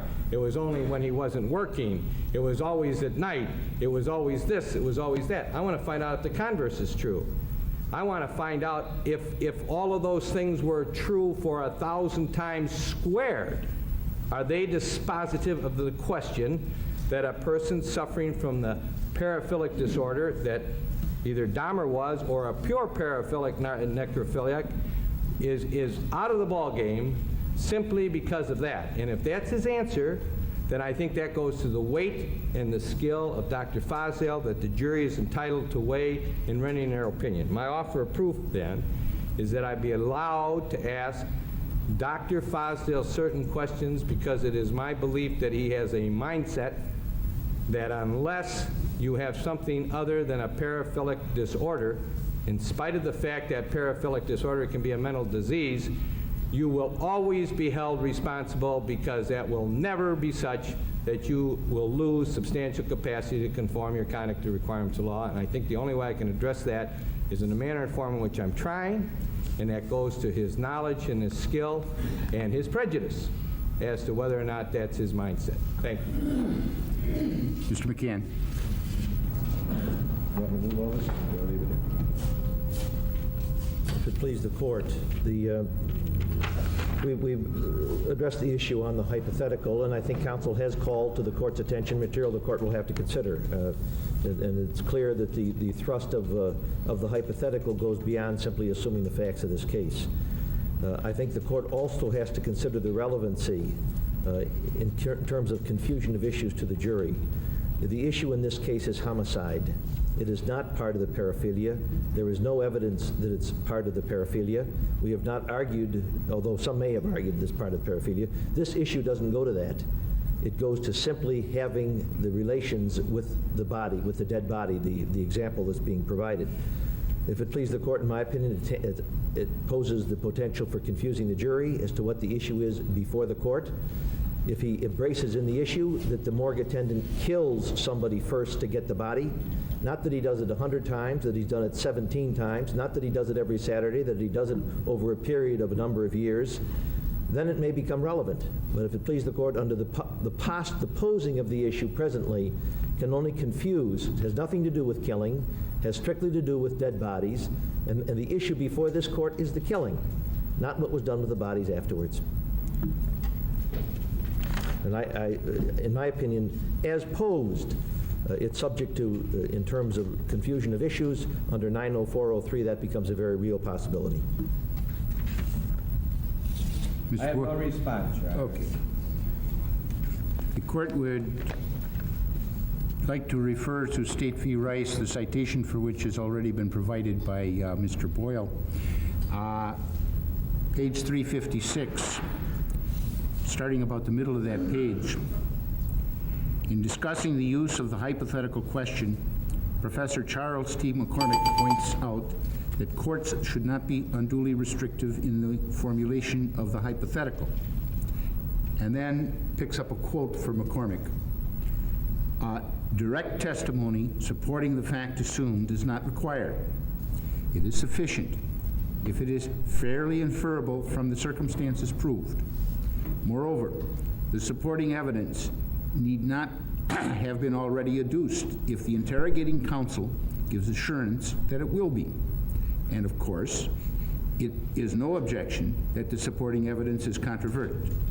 The proponent is entitled to put his side of the case to the witness for his opinion. That's the language in McCormick that the court relied upon in State v. Rice.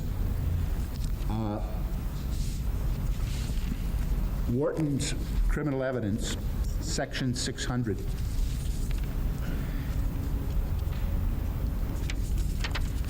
states, an expert witness may be asked for his opinion upon the basis of a hypothetical statement of facts.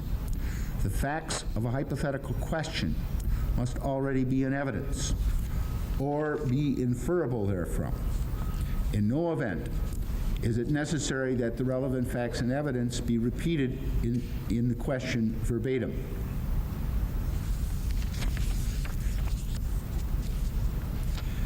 In section 601, it talks about cross-examination, where it states great latitude is allowed in the cross-examination of an expert witness. He may be asked any question which reveals the basis for his opinion or which challenges his expertise, and he may be asked whether he had been paid a special fee to testify.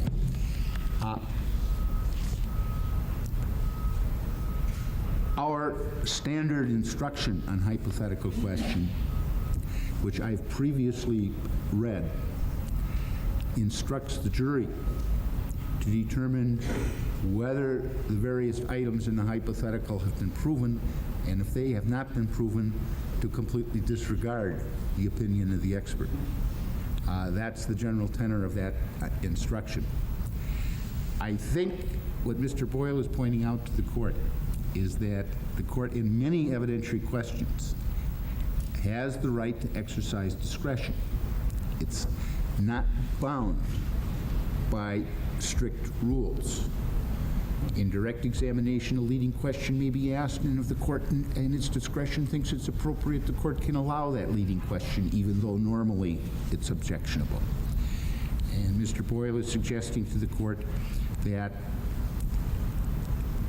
when testing the credentials of a expert witness, that some hypotheticals can be asked under some circumstances that are not proved by the evidence.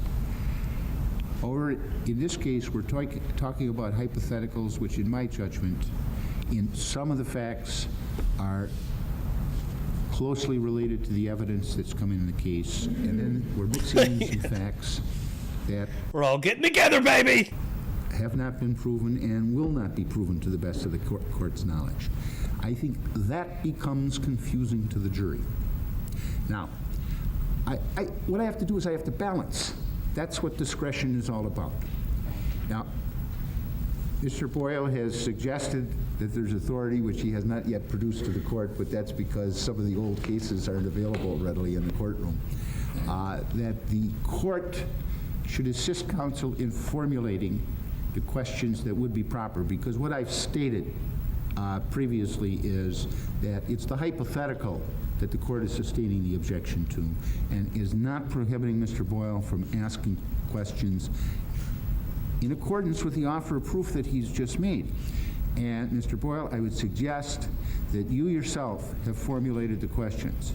And if you have a problem with it, I think we can assist you in terms of getting a transcript of your offer of proof.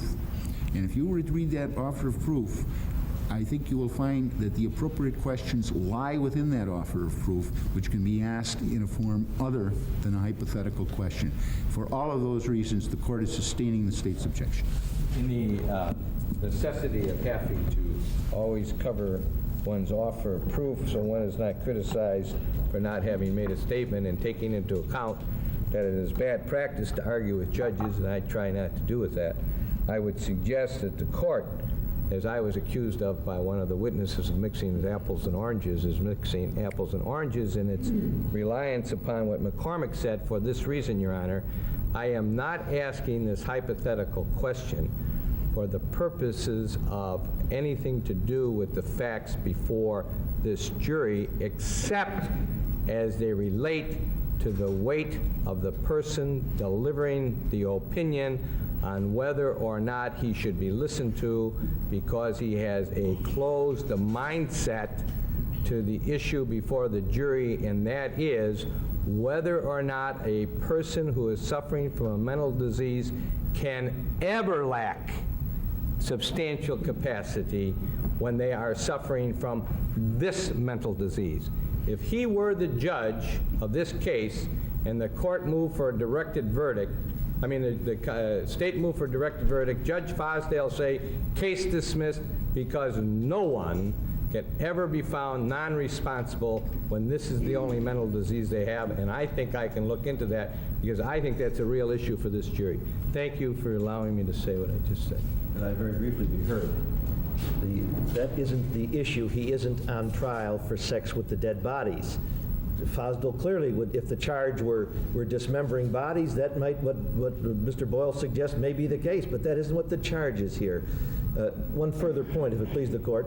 Mr. Boyle asked some flat questions, straight questions on this issue. The state did not object to them. This is what I think now is a confusing hypothetical flowing from the direct questions that we did not object to.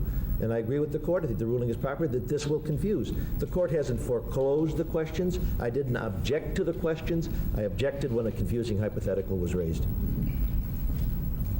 Well, so we save a lot of time. My next question is, assuming everything you know about Jeffrey Dahmer, including the homicides, is there any way that his mental disease could ever be found by you without other evidence of mental disorder to be sufficient that he would lack substantial capacity to conform his conduct requirements to law? And that's what I was driving at, but I don't want this poor jury bouncing in and out. So let me try it another way. I understand the court's ruling. I'm ready to go. Thank you. Well, since everybody had a chance to comment on the court's ruling, the court will comment on the attorney's responding. You know, it's good many years ago now, but I had an attorney in court. I won't say who it was, but it's a name that would be very familiar, at least to both of you gentlemen, who every time the court made a ruling had to respond to the court's ruling. And I finally told him, stating his name, which I will not repeat now, I said, you know, it's the lawyer's function to argue to the court, not with the court. Right. He then told me he didn't understand the difference, and I said, my response to him was that I understood that he didn't understand the difference, but I trust counsel here understands the difference. Mr. Boyle, let's get the jury out here and we can proceed, okay? All right, wow. And we're going into part 6. We will start again with Dr. Frederick Fosdale, this poor, poor man. Yeah, also, I'm going to get Mandy's Twitter in there because she's fucking hilarious.